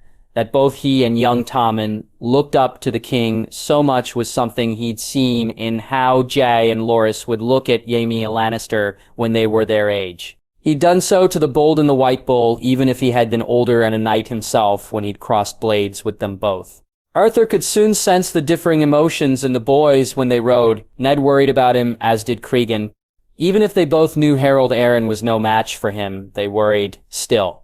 Martin and Tommen wished to see him dispense justice. They wanted to see Harold Arryn pay for what he wished to do, and in this they were closer to his own thinking than his nephew's. He too wished to see the man pay. He'd make him suffer, was it required of him, but his queen did not seek that. She wished him ended, and so end him he would. "Do you need any help with your armor, uncle?" Ned asked when they arrived at the tourney grounds. "Aye, you can help me, nephew," he said, and though he didn't need any and was already prepared, the smile on his youngest nephew's face was one he welcomed. He bid the others good fortune in their events, Cregan nodding to him before he and Dusk moved to the tents to prepare, while Martin and Tommen did likewise before heading to the stands. Their own event was not yet to take place. Walking with Ned, he allowed his nephew to check his armor and to even hold Dawn while he checked the blade. Once he was satisfied, Arthur mussed his hair and gave him a smile, Ned relaxing somewhat when he did so. They stood there and waited until finally the herald made the announcement. "In a few moments we'll begin the melee, but first a grave matter stands before us. Lord Harold Arryn having been charged with treason and a plot to not only rise up against our noble king and queen, but to launch an attack on our sweet Princess Elia, has chosen to face a trial by combat. Your Grace, my princes and princesses, my lords and ladies, I give you Lord Harold Arryn," the herald said. The boos were loud, and Arthur swore that he saw Harold stumble as he realized just how dire his situation truly was. Why he'd chosen trial by combat, he didn't know. Only that death was inevitable, and so a slim chance was perhaps far better than none. He had none, though, as never had Arthur wished to bring a man's end about. So, certainly, never had he sought to take a life so truly as the one he would take this day. He'd wished for death before. To the Mountain, Amory Lorch, Tywin Lannister, and Robert Baratheon, to Littlefinger, Edmure Tully, and his sister, and to Harold's cousin, Jon Arryn. Almost most of all, yet for some reason Harold had reached and wouldn't be knocked from the top of that list. It almost made him pause and think of the why, only the calling of his name sending his focus to where it really belonged. Representing the crown and the King's Guard, Sir Arthur Dayne, the sword of the morning, the herald said, and he walked out to loud cheers. He cared not for them.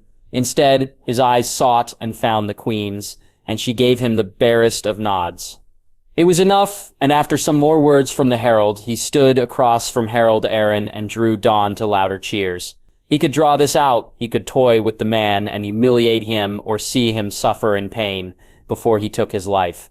Arthur could, if he wished, cut the man and make him bleed, take him apart piece by piece. He could, but he would not. "Princess Elia sends her regards," he said, as he ducked the blow that was aimed at him and drove Dawn deep in the gap between Harold's neck and his helm. The man dead before Arthur even withdrew the blade. "The gods have spoken. Lord Harold Arryn has been found guilty, and has paid the price," the herald said to the loudest cheers yet. Arthur, though, just looked to the Queen to see her smile and nod to him. King's Landing 300 AC. The melee. Daisy. God, she missed this. She needed it, and she was more than thankful she had a husband who knew her well enough not to try and talk her out of it. She was more than a little rusty, though, and so she was relieved when the first man to come to her was some fool for the reach. She found herself smirking when she looked to Addisiane, who rolled her eyes as Daisy caught the young man on the shoulder with her mace.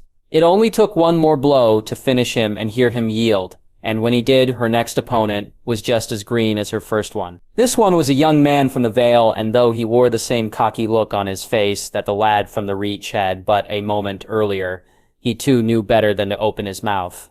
His loss would be painful enough to both his body and his ego without him annoying her with his words. He did, though, last a little longer than the other lad, allowing Daisy to finally feel her body loosen up. In the end, he also got away without being too badly hurt as she took his feet from him and he dropped his sword, allowing her to get the yield without really striking a true blow. With him done, she looked around for her next opponent and to check on her sister. Yatsumane was schooling a young man from the west, one of Lyle's household, and she wondered if the man had assumed because of her sister's short stature she'd be an easier opponent than Daisy herself was. If he had, then the lesson was learned soon enough that she was anything but Absalom, teaching that lesson most harshly, both in words and deeds. Next time, try a cub, not a blood, fully grown she-bear, she heard her sister say after she cracked her mace against the man's head. Who's next for Goatsbane? She heard the small John shout, and she laughed as she saw Lyle Craighall walk his way. The two large men soon getting into it. My lady, a voice called out, and she turned to see one of the Dornishmen that was part of Princess Ariane's retinue. Sire? She asked. Just Giles, my lady. Giles Euronwood, the young man said with a smile. Well then, Giles, I wish you good fortune, she said with a nod. You too, Lady Lannister, he said, and she smiled that he knew her name. The young man proved a better-than-average sword, too, even managing to catch her across the shoulder once or twice. Daisy finally taking the match when she caught him across the arm with a shot that would no doubt leave a bruise. Yield? She asked, moving in as he tried to get the blood flowing back into his arm. I yield. Giles said a moment later, I'm sorry about the arm, Giles, she said after he had yielded. A badge of honor, my lady, and one I'll be most pleased to speak on later. I wish you good fortune in the fights to come. Giles said as he turned to leave the field. She watched him leave and found herself happy to have faced him. There were far too many men who were bad losers or who'd take a loss from a woman in poor humor. Who's next for Goatsbane? She heard the small Jan shout out, and she laughed. What an idiot, she thought as she moved to face her next opponent, a large beaming smile on her face as she did so. Bronn, he was never really one for tourneys. Even with the gold on offer and his own skills, they weren't something he took part in. Not only did it not help in his previous line of work to be noticed, but there were far too many better than decent blades in a tourney, and entering one with no reputation at all was hard enough to do.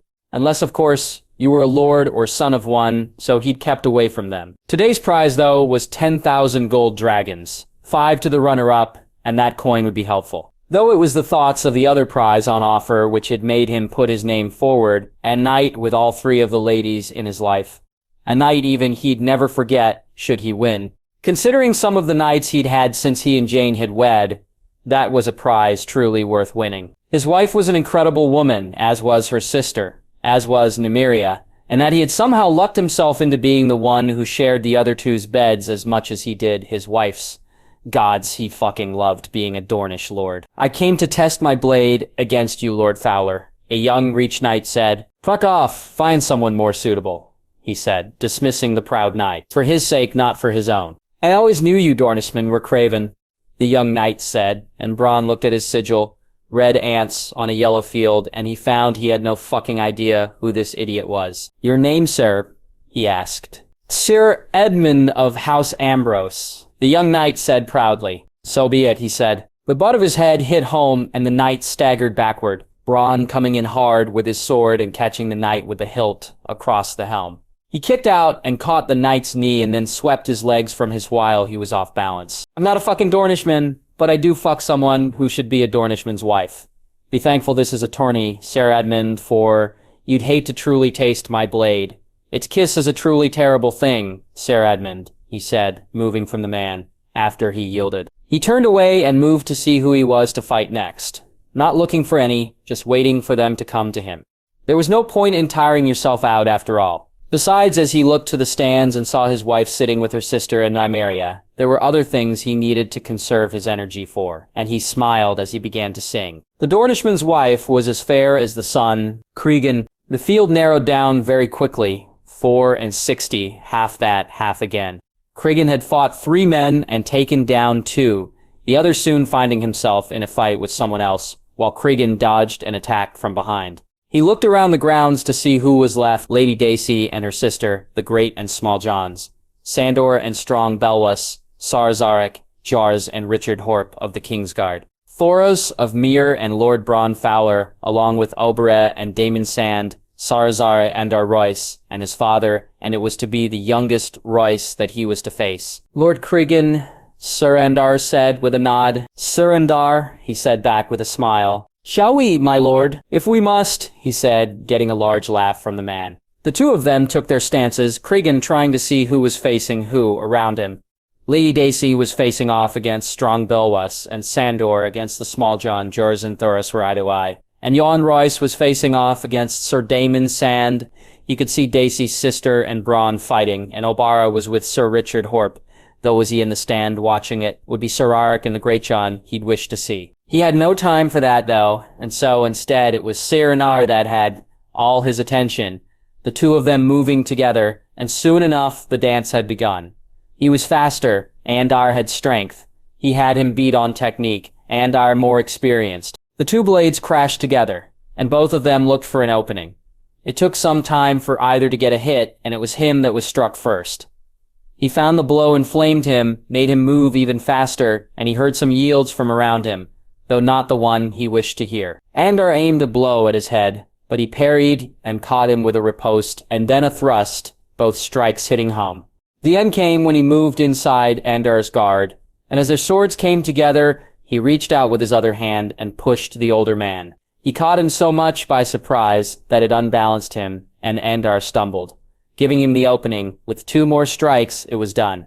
Andar was on the ground, and Cregan held his sword to the man's neck, watching as he yielded. I wish you good fortune, Lord Cregan. Andar said as he helped him up to his feet. I thank you, sir. Well fought, he said. Andar nodded. Cregan looked to see who else had made it. Sergiers had lost, as had Oberyn. The Small John and Strong Belwas too had been defeated. He had some time for respite as the victors were catching their breaths, just like he, and he could see Dacey's sister, Lord Jon, and Sergieric were all still fighting their opponents. Cregan, just like the rest of those who'd taken their matches, was stood in awe of the spectacle of the two giants, basically beating each other down. Eric, he stood behind his lady's back, his eyes on the field, and yet on his brother too. The queen sat with Sir Rother and Sir Robar as her guards. Sir Barristan and Sir Loras on guard with the princess back at the Red Keep. Eric had at first worried that he'd need to stay there too, that Lady Olenna would stay with the princess, not allowing him to see his brother compete in his first tourney, that it was the lady herself who told him she wished to see. It was something he was most thankful for. A few seats away he could see Brienne standing guard over her own charge. Eric feeling proud of her for the honors she'd received, to be knighted by Sir Walder and then to be asked by the king himself to guard a girl he thought of as his sister.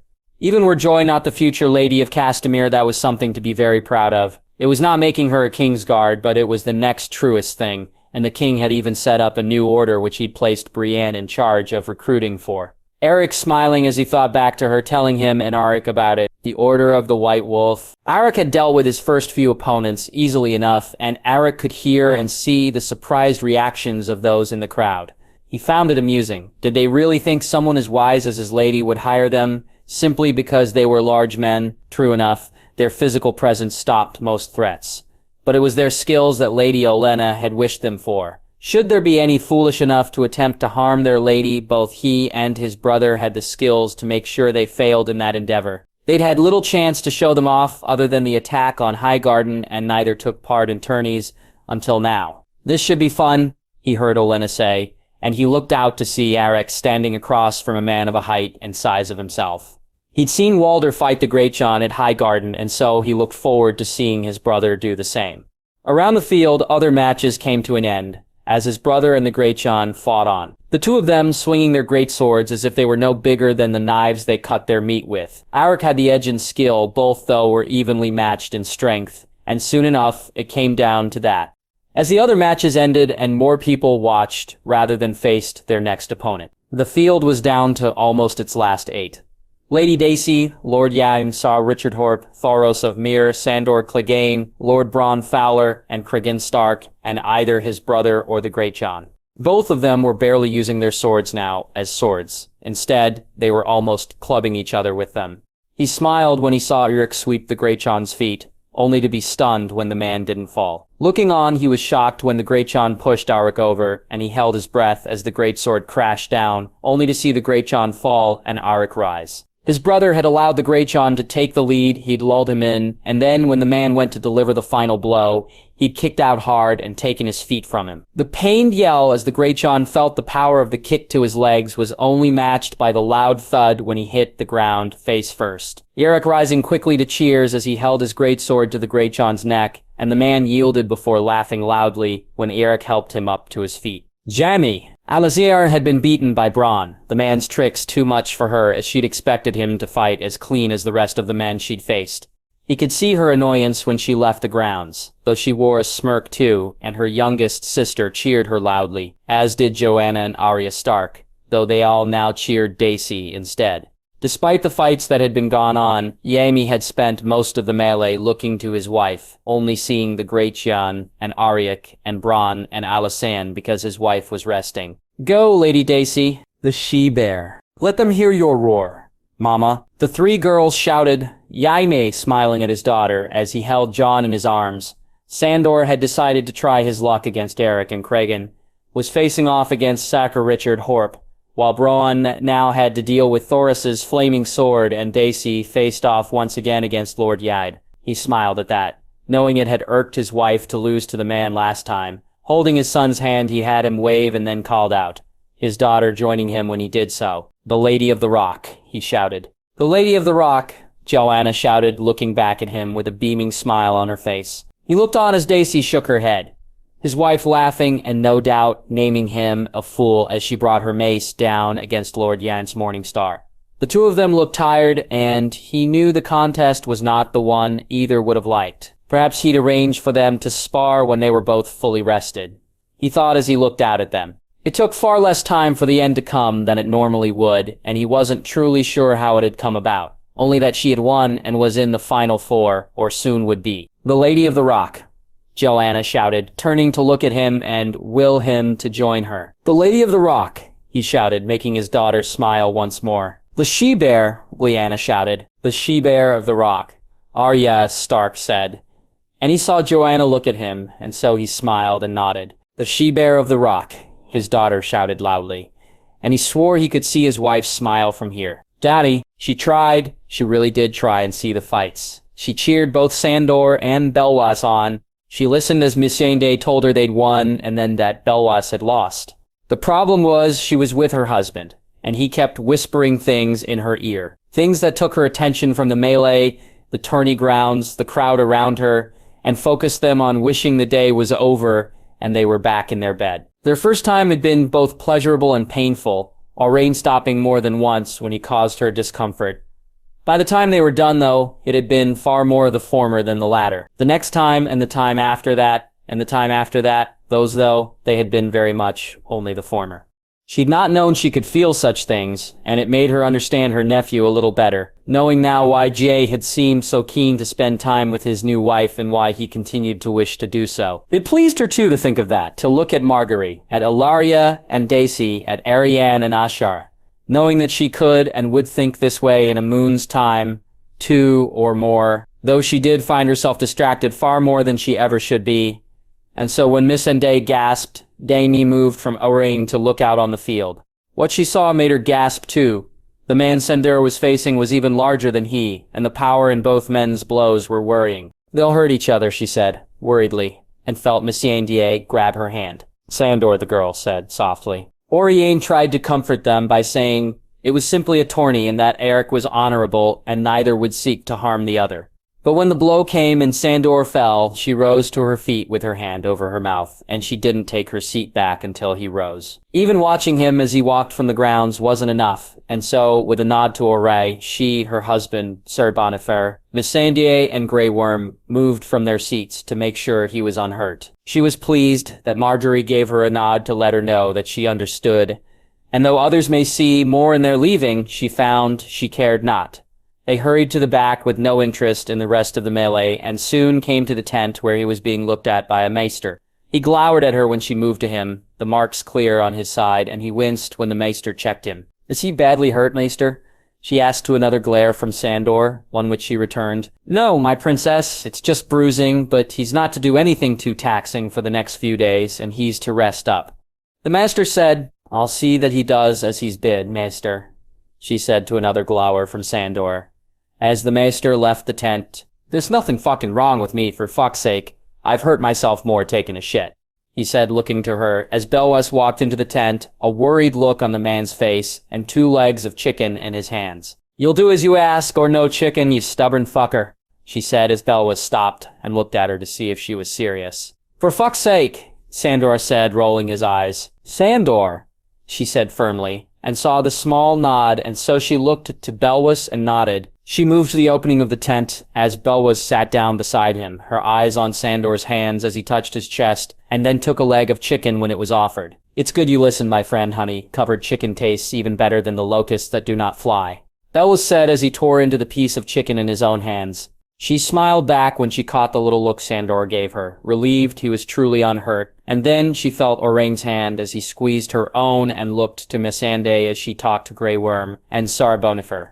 An odd family, but mine own, she thought as they left the tent. Cregan. Thoros of Myr, of all the possible people he could face, of course it would be Thoros of Myr. He looked at Arik, who was facing Lady Dacey, and he envied him. Not that a match against Dacey Mormont would be easy by any means, just that it didn't involve a flaming sword, especially not a true flaming sword like the one that Thoros now wielded. It was not to be, though, and it was to be Thoros that he faced, like it or not. He looked to the man and saw him move his way, the heat from the flaming sword showing its trueness. With a nod to the man, the fight began. Cregan dodging each time the sword came anywhere near his face, though he couldn't see her. He knew that somewhere up there, Alice looked on fearfully, and knowing how hurt she'd be where he to actually be burned was something he found helped him. It made him move more quickly, his strikes feeling truer and Thoris's never hitting home. Lady Dacey had yielded to Sierra Nieric, tiredness, the man's strength. Perhaps just that he was better than she, or maybe simple luck had decided their fight.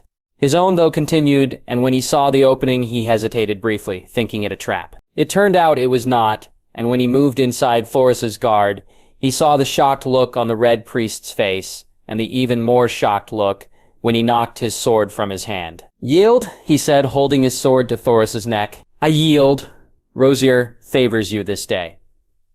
Cregan, well fought. Thoros said, as picked up his now unlit sword. Cregan looked to the crowd and caught her eye. She was relieved and cheering wildly. And for the briefest of moments, he reveled in his victory. He'd have done so for longer had he not felt the lorming shadow behind him.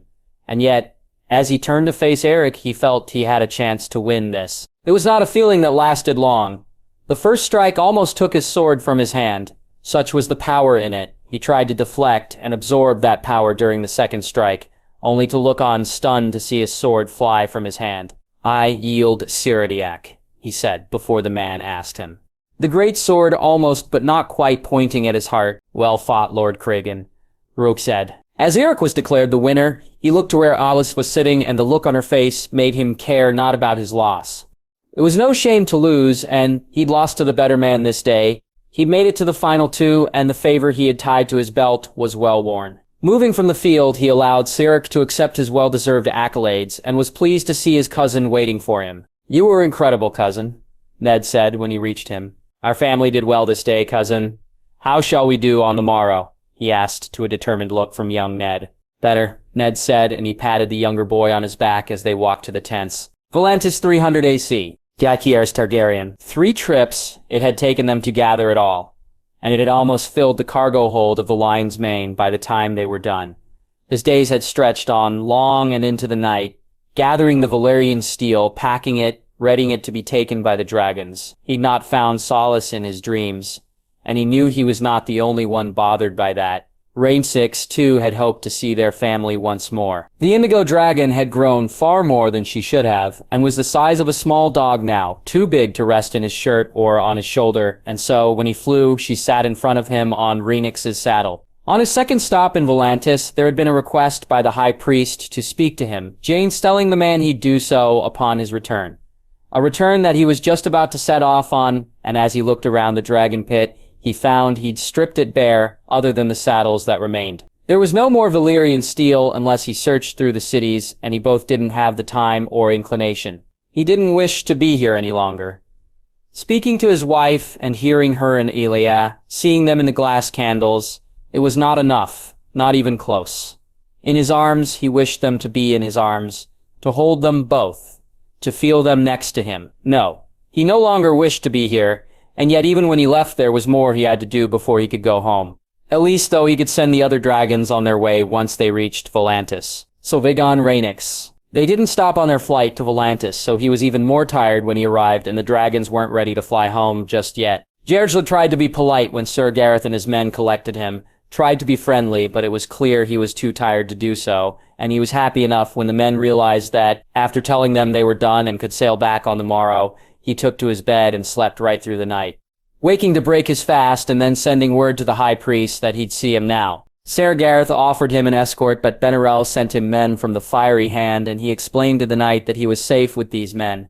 He bid the men a safe voyage back to Westeros, and then he and the Indigo Dragon made their way to the Red Temple. Jerax, finding himself amazed by how large it was and by Volantis itself, he could see the Valyrian influences, and he wondered how much of this place had been sung into being.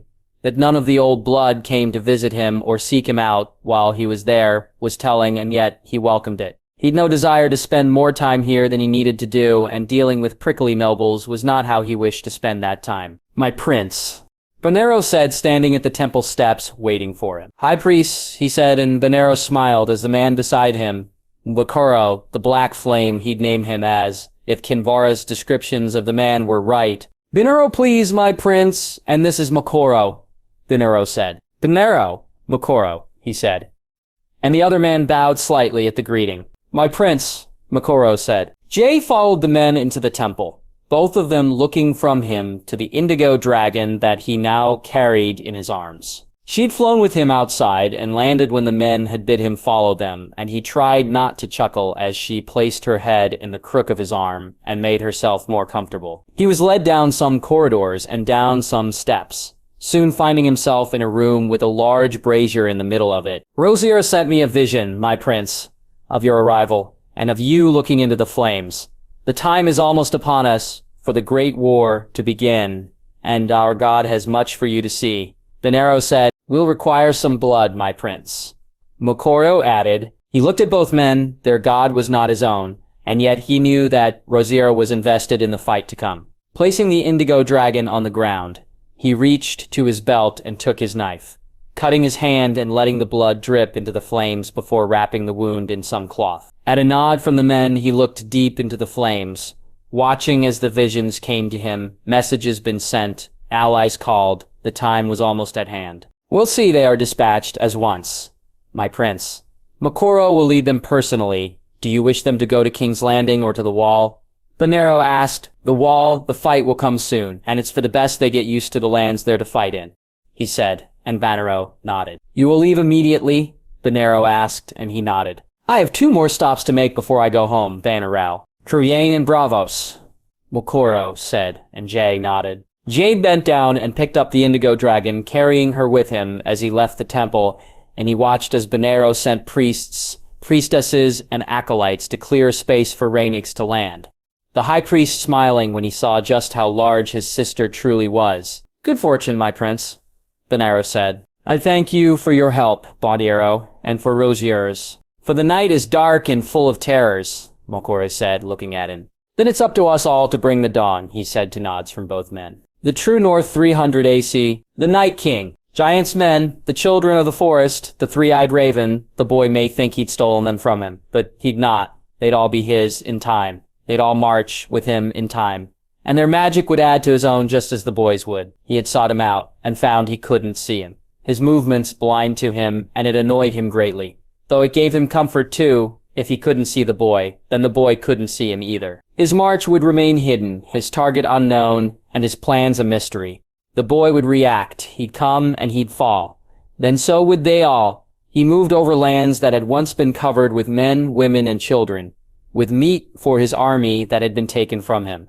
Yet more meat would come, more would fall, and the army wasn't what would win this war in the end. He could see it now, the path to victory. the boy's weakness all too clear to him. Pain he'd bring him, much and unbearable, as he took them from him one by one. His people, his dragons, those he cared about, and finally his life itself. Each one that fell would weaken him not just in magic, but in spirit, and he'd break the boy in both. Behind him marched an army that stretched for miles, men, giants, and beasts, and yet it was not complete. He needed one of them to fall too, and so he'd see it done. He closed his eyes and looked through them, seeking the way across. The way through, and once he found it, they began to march once more. The site of the first battle was long behind him now, the site of the next some way ahead, and the site of the last not far beyond that. They marched. He marched, and as he did, he remembered those who dared to stand in his way before. Brothers he had killed. Sisters, sons and daughters. His people he'd killed one by one. Each death making him stronger, their magic joining with his own. When they had realized what he was doing, they had tried to stop them. But by then, it was little too late. He was too strong, too focused, and he'd harnessed far more magic than they. That magic was within him still, and had gotten stronger. The flickers of the magic that remained would be his too. Yet it was the sun at the center of it that he wished for. The shining beacon that he'd sought to extinguish many years before, and had readied to welcome, only for it to go to another and not to him. He would take it. He would own it, and he would use it to bathe the world in the darkness it belonged in. The night would be brought. The light extinguished, and the bringer of light would fall. He closed his eyes, and he looked to the wall, to the east, to the watch, and to the sea. He looked, and then they marched to victory and to death. King's Landing, 300 AC. Marguerite, after she had left the throne room, she'd hurried back to her and Jane's room to see her daughter, to take her in her arms and hold her, and though she knew she was in would not be in any danger, the relief she felt when she did so was palpable. She then insisted that Barristan and Loras stay on duty, and that Ghost not be allowed outside the room until she'd returned from the tourney grounds. Marguerite moving over to speak to the White Wolf and tell him herself that she needed him to be by Ella's side. The ride to the tourney grounds had been one she'd spent in silence, and upon her arrival, while she'd waved and heard the cheers, she had simply gone through the motions more than anything. She didn't even truly become aware of her surroundings, until the herald called out for the trial by combat to take place. From the moment that Harold Arryn walked out until the moment that Arthur had struck him down, she'd watched the man's face carefully. There was fear and regret, followed by pain and surprise, and then there was nothing. The man was no more, his life snuffed out as simply as that. It had relaxed her, calmed her, and she was most pleased that Arthur had taken her words to heart and done so quickly and without preamble. She wished him gone from this world, to cease to exist, and for it to be done with as little fanfare and delay as possible. Her grandmother would have seen him suffer more, and she feared to think what Jane would have done to him. Were he here, though she imagined it would have been either instant in the throne room, when what he'd done had been spoken of, or her husband would have faced him himself and drawn it out for the longest possible time. Marguerite, though, simply wished him gone, and once she found that small worry that had formed at the pit of her stomach now faded away. "Who have we put our coin on today?" "Joy?" she asked as Harold's body was carried away and they began to make ready for the melee. "Uriek will win, your grace." Joy answered back more formally than she would normally, but there were some seats between them and her voice would carry, which meant formality was necessary, and Marguerite began to see why Jay hated it so. "We'll see if you're right," she said, back to the girl with a smirk, knowing that if she said it then she probably was, and noticing the pleased look on Brienne's face that Joy had picked her kinsman to win. It turned out she was right. Eric fought almost like Sir Walder did, and while it pleased her to see the man win, she found herself thinking more on the man who'd saved her husband's life than on the one who'd taken his place in the Kingsguard and on the field. Eric wasn't the only one to stand out. Cragen, Dacey, Thoros of Myr all had made it to the last four, and she could see that Jurian and Ashera both looked on proudly, as did Jaime. She was happy enough that the day was done, or her part in it at least was. There would be preliminary jousts, and she would have no need to be here for those. The actual joust itself was not to begin until the morrow. And so as soon as she was able, she nodded to her grandmother and to Arthur, and they made their way back to the Red Keep. Again, once she reached it, she hurried to her and Jade's rooms. And though she was asleep, Marguerite spent the next couple of hours just watching her daughter as she lay in her crib. Eventually, she knew she needed to work, and so after leaning down to kiss Yaxley's cheek, she made her way to her solar and sent for Lord Yoel Rice and Lady Anya Wainwood. The Warden of the East didn't keep her waiting for long, and Margaery wondered if the man expected her to call, or was he simply that dutiful. Lord Jon actually arrived before both Jaime and her grandmother, and she was pleased when the man accepted tea, and when her grandmother and Jaime then arrived before it did. Both of them took their seats, and Margaery readied to tell the Lord what was to happen with the Acri. Lord Jon, I imagine you know why Her Grace has called you here. Jaime asked to speak on Lord Harold. Yod said with disgust in his voice as he spoke the man's name. Indeed, my lord, as you know, we gave the man every chance we could, perhaps far more than we should have. But alas, it is what it is, and some men have no honor or sense, she said. On behalf of the Vale and myself personally, your grace, I can only say that it shames me that such a man was made a knight, and by mine own hand.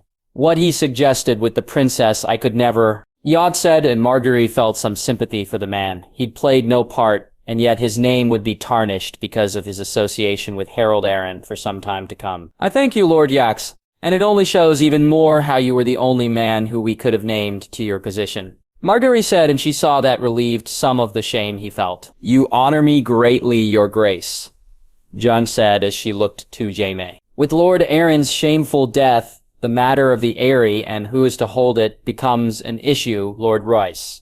Are you aware of their grace's plans for each kingdom to have a representative of House Targaryen in residence, one of royal blood sworn directly to the crown? Jaime asked. I am somewhat. Lord Han, his grace and her grace mentioned it to me, but that they'd not. You mean to take it as the seat of House Targaryen of the Vale? Jon asked. We do, Lord Yaxon. It had not been our plan, other than Harrenhal, which has great significance to my husband and whose lady is the last remaining of her line. We'd not planned to take any keep that currently had a lord in it, or that had someone with a good and true claim to it. With Lord Harold's actions leading to the end of the Arryn line and for the message it sends, she said, seeing the man nod. A wise choice, your grace, on both counts, and one that no one can fault you on. As you said, his grace and you yourself gave Lord Harold every chance to be good and true. Jon said, and she was glad to see that he didn't seem annoyed by her decision. Not that it would have mattered, but it was for the best if he was on board. I'm pleased you take no issue, Lord Yaxo, she said with a smile. It's not my place to take issue with you, your grace, but even were it then, rest assured I do not, Jon said, and she nodded at him. We will need a Castellan, Lord Yax, and on this I would like your input. Lord Nestor was who served House Arryn, was he not? She asked. He was, Lord Yane said non-committally. In your opinion on the Lord? She asked, eyebrow raised. My cousin is a good man, your grace, and given the part you played in Lady Miranda's match, he'd be Leo, I believe. Jon said, surprising her that he knew Jack had played any part in that, and then realizing that his daughter was one of Miranda's closest friends. Yet it was how non-enthused he seemed, which she and her grandmother focused on. Yet were you making the appointment, he'd not be your choice, her grandmother asked. It would not, my lady. I've kept Lord Nestor as Castellan of the Gates of the Moon, but removed him as steward. He was too much Jon Arryn's man, and though he's come around and I have no worries about his loyalty to their graces, I would not reward him so. Yotsir, and she could see how hard it was for him to do so. Were you to reward someone, or should we seek to? Then who would you suggest, my lord? She asked. House Waynwood, your grace, Lady Anya, is a fine woman, and were it not for her and her house, then things would have been even more difficult for me after I left. Lord John sighed. Yo said, I thank you, Lord Yaxlane, for your words and your suggestion. The crown is most pleased to have a man such as yourself as our warden, she said. And the Lord looked far more relaxed when he got up to walk from the room. Once he left, Mira told them that Lady Anya was waiting outside, and Margaery asked her to fetch Sir Richard Lonmouth and to ask the woman to wait a few more moments. She turned to her grandmother and spoke to her about Lady Anya finding out that her grandmother had arranged a match with her when last she visited King's Landing. Margaery, remembering that she'd done so, seeking a match for Harold Arryn at the time and that her grandmother had told her of it and she thought nothing of it. But now, thinking about what she may be about to do, she found her mind going back to what her grandmother had arranged, and smiling at just how fortuitous this would turn out to be. Lady Anya's grandson was to marry Leona, her cousin. It made them kin, and as she awaited Sir Richard, she found herself knowing that unless he had some serious reservations, then she'd be helping Lady Anya's house rise even more. Richard, as it turned out, not only didn't have any objections, but he seemed most pleased by this turn of events. and it was he who named the man most suitable for the role. "I thank you, Sir Richard. Have Mir show Lady Anya inside," she said as she looked to her grandmother and to Rami both of whom nodded their own agreement. Lady Anya looked nervous, almost ashen-faced when she walked into the room. Markshrey at first thinking it was the death of Harold Arryn that caused the discomfort. She was right in a way, but it wasn't grief or even anger that troubled Lady Anya so. It was worry, and so she sought to put that worry at bay as quickly as she could. "Lady Waynwood, I can only imagine the multitude of thoughts and feelings that you're going through right now. Let me try and put some of those to rest. I hold you in no way responsible for Lord Harold's actions, my lady. And though his death is why I've asked to meet you, it's not for the reasons you may be worrying upon," she said, and was happy to see some color come back into the woman's face. "I thank you, your grace. My ward's actions have shamed me somewhat, and I must admit I did fear it had cost me any favor or goodwill I may have gained with your grandmother, and with yourself and his grace." Anya said, taking a seat. "It is not, Anya," her grandmother said, and Anya welcomed both the words and the tea that was offered. "The crown is taking the Aerie, my lady. It's to be the future seat of House Targaryen of the Vale, a seat sworn directly to the crown, and one where a child or grandchild of his grace and myself, Princess Daenerys or Prince Tyrion, will call their own. However, since no such child has yet been born, it falls upon us to name a Castellan," Margaery said. "Of course, your grace. A wise choice, if I may say so. It's a powerful message you wish to send," Anya said, and Margaery smiled as she glanced at her grandmother. "I'm honored, your grace, truly," Anya said when she composed herself. "We intend to name your son, Sir Donald, to this position," Margaery said, and though the woman didn't gasp or spill her tea, her hand did shake a little, showing her surprise. "It's a reward for true service, my lady, both now and in the future. You are not responsible for your former ward's actions. The crown wishes for the realm to know this, and we are very much aware of your stance during the War of the One True King. Dragons may not forgive, my lady, but they also never forget," Margaery said. "Part of Sir Donald's duties will be to see a seat built for himself also, Lady Anya, in time when the seat is filled by a member of House Targaryen, and Sir Donald is not required to serve it in the same way as he will at first. His grace and I will wish him to sit a seat of his own, a seat sworn directly to House Targaryen of the Vale, similar to how Sir Michael Redfort and Lady Maya's is sworn to Harrenhal. Funds will be given from the treasury to help with the building of this seat, and taxes will be reduced on the Aerie and its lands to further help with its construction." Margaery said, "Your grace, this is too much," Anya said, surprised even more by the offer. "Nor will I, your grace. On behalf of my house and my son, I thank you once again. And though I've already given my oath and pledge, I do so once more. House Waynwood stands with House Targaryen now, and in perpetuity," Lady Anya said. King's Landing 300 AC. Margaery turned to see the pleased look on her grandmother's face. After Lady Anya had left, she'd combined both of her ideas to make the best of the suggestions. She'd intended to buy Nestor Royce's loyalty. Instead, she'd done so with Lady Anya. But the difference was she'd truly only strengthened it as the woman was loyal before her actions and after them. She would be devout. She only wished that Jay was here to see it and to tell her that she'd done a good job and he was proud of her. She knew she had, but hearing it from his lips was something she found she needed. Or perhaps it was just the lips themselves she was missing and had a need for. Oberyn. He had missed the trial, Margaery holding it early on the day of the melee, and Oberyn finding himself lost in Illyria's arms, and so he'd missed it. Whether or not it would have made any difference, and it still would have been Arthur chosen to champion his nephew's wife, and his grandniece, or not, he couldn't be certain. Oberyn didn't believe it would have made a difference, that it would have needed to be a Kingsguard, and once that had been decided, then it had to have been Arthur. Still, it irked him that he'd missed it, and hadn't been able to offer his spear. Had he done so then, it would not have been so quick, and the fool would have suffered far more than he had. Later that night, at the feast, he found out that alone would have been the reason why he would not have been picked. Margaery didn't want the falcon to suffer. She wanted the man dead. She wished him gone from this world as quickly as it was possible to be done. Speaking to Arthur, he found he not only enjoyed his words, but the Queen's reasoning. "He should have suffered, Arthur. You should have drawn it out and made him suffer for daring to threaten my grandniece." Oberyn said bitterly, "Her Grace wanted him gone." "Oberyn, dead," Arthur said as they spoke. Arthur not on duty, but being he was Arthur, he may as well be. You think I didn't wish to? That were it up to me, I'd not have hurt the man greatly. I wanted nothing more than to take him apart piece by piece, but on this her grace was far more right than either of us, Arthur said, and Oberyn could hear it. Just how much he wished to do as he said, he could hear it, and it gave him pause. How was her grace right? He asked curiously. He smiled at the memory of the night before. On this he was happy to be shown as being wrong. It was what he'd initially wished for, the Mountain, Amory Lorch, and Tywin Lannister. Until his brother had told him they needed to wait, it was what he had initially wished for. It was what Jay had wished for when it came to Lorch too. Margaery showing she was as much a snake or a dragon as she was a rose, and he smiled as he is helped into his armor. She wished him not to breathe the same air as the princess. Oberyn to have him not be in the same world as the princess for a moment longer than it was necessary. He didn't deserve to live for as long as it took from the trial to his death. Her grace wanted him to live for as little of the princess's life as possible, because for every moment he lived, that man was an insult to her child. Arthur said. Is there anything else, my prince? Wyland, his squire, asked. Oberyn picked up the jug and poured the wine into the glass, drinking it down quickly before he rose and then walked from the tent.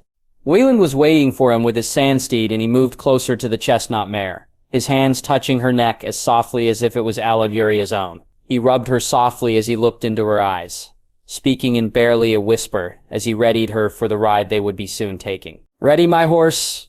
I've got a joust to win, he said, making the lad smile as he raced from the tent. It was only the presentation for now, and the lists hadn't even been drawn, and yet he felt eager for the joust to begin. Looking around at the others as they climbed onto their horses, he nodded to Robb Stark and to Loras, both men smiling as they rode out to the field. He did so too, slowly, almost casually. His mare, though, was excited and eager. She loved nothing more than being ridden competitively. Not even their rides in the desert, giving her as much joy as a joust did, and he could feel her coiled and ready underneath him. Lining up with the others, he looked to the crowd and saw Ellaria and his girls, sitting close to, but not right beside, the queen. Today it was her own family, and the Lannisters who had pride of place. Tomorrow it would be his and the Starks. Ellaria treated no differently than was she Lady Dacey or the Queen of Thorns. And as it always did when he saw it, it brought a smile to his face. This would have been what it was like had she lived, had they lived. This is how his love would have been accepted by the realm. Her son had seen it so just as she herself would have.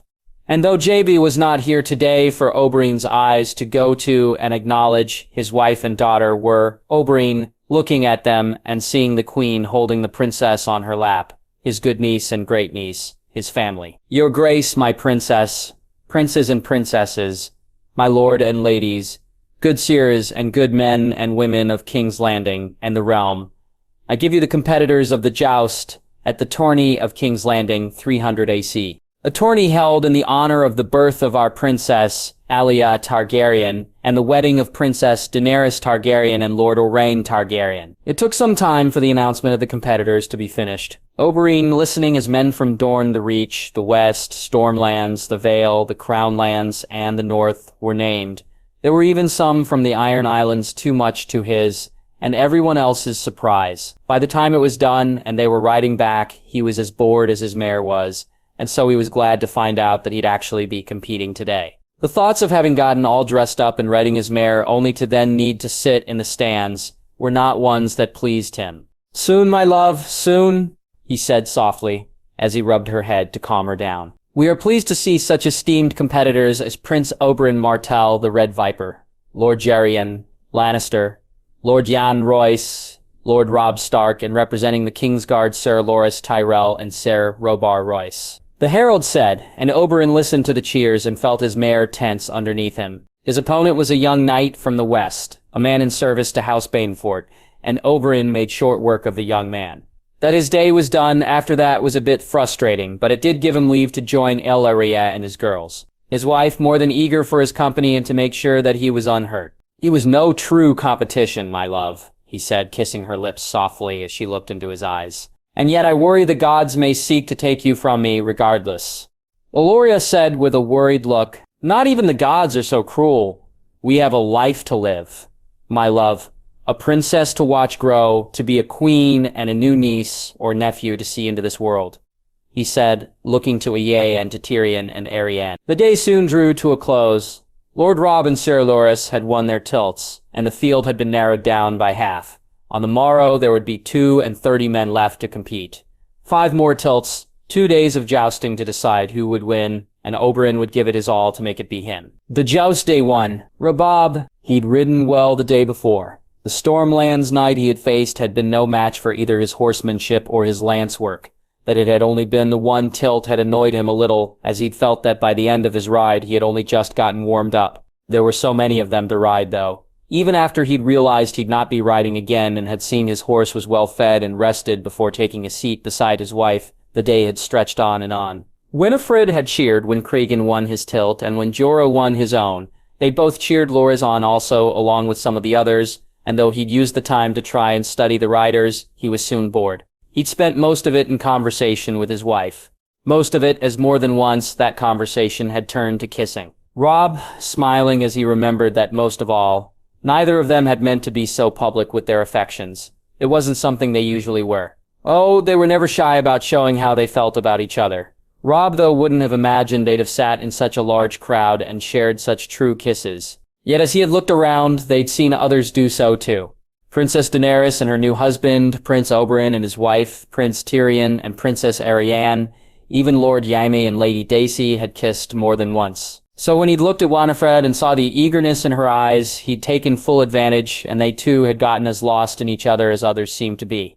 Now though she sat with Willa and Wella's betrothed Martin Lannister, and Robb chuckled when he looked to them. His wife seemed to wish he was with her and not riding out to cross lances with Ser Jon Fossaway, while Willa and Martin seemed to wish they too could be free enough to take part in the kisses that Robb and Winifred had the day before. "The lance," he said, looking to his squire, Larence handing it to him eagerly. "Good fortune, Lord Robb," Larence said, and Robb nodded to him as he closed his visor. "At least one of us will make it to the next round, cousin," Cregan said. The force of the impact almost unhorsed him, and he felt a fool. He'd been concentrating on all the wrong things, and how he was still on his horse, only the gods knew. 3 tilts he'd rode, and he barely landed a blow, while 2 of Ser Jon's had hit home almost perfectly. Riding the 4th, he focused only on the man and horse coming his way, shutting out the crowd, the noise, and anything else from his mind. His lance hit home, and true, but it didn't unhorse Ser Jon. It took the next tilt for that to happen. Relieved when he saw the man fall, and when he realized he was to be one of only 6 and 10 men remaining. The wait wasn't long, and he soon found himself shocked by his opponent. His cousin laughing with him when he saw the lists. "Hey, I'd hoped it would be both," he said as Cregan slapped his back. "Good fortune, cousin. Good fortune," he said back to Cregan as Robb turned to Larence, and they headed back to his tent. He looked down at the favor tied to his arm, smiling as he remembered her tying it there. The wait seemed to take an age, and Robb was given a running commentary of who had won and lost by Larence as he sat there. Lozier, Oberyn, and Jorah all coming through their own tilts, and Jerry and Lannister beating Seder Rober Royce in 7, which Larence seemed most excited about. Eventually, it came to the time for him to ride out once more, and he was pleased when he saw Cregan waiting for him. "Shall we, cousin?"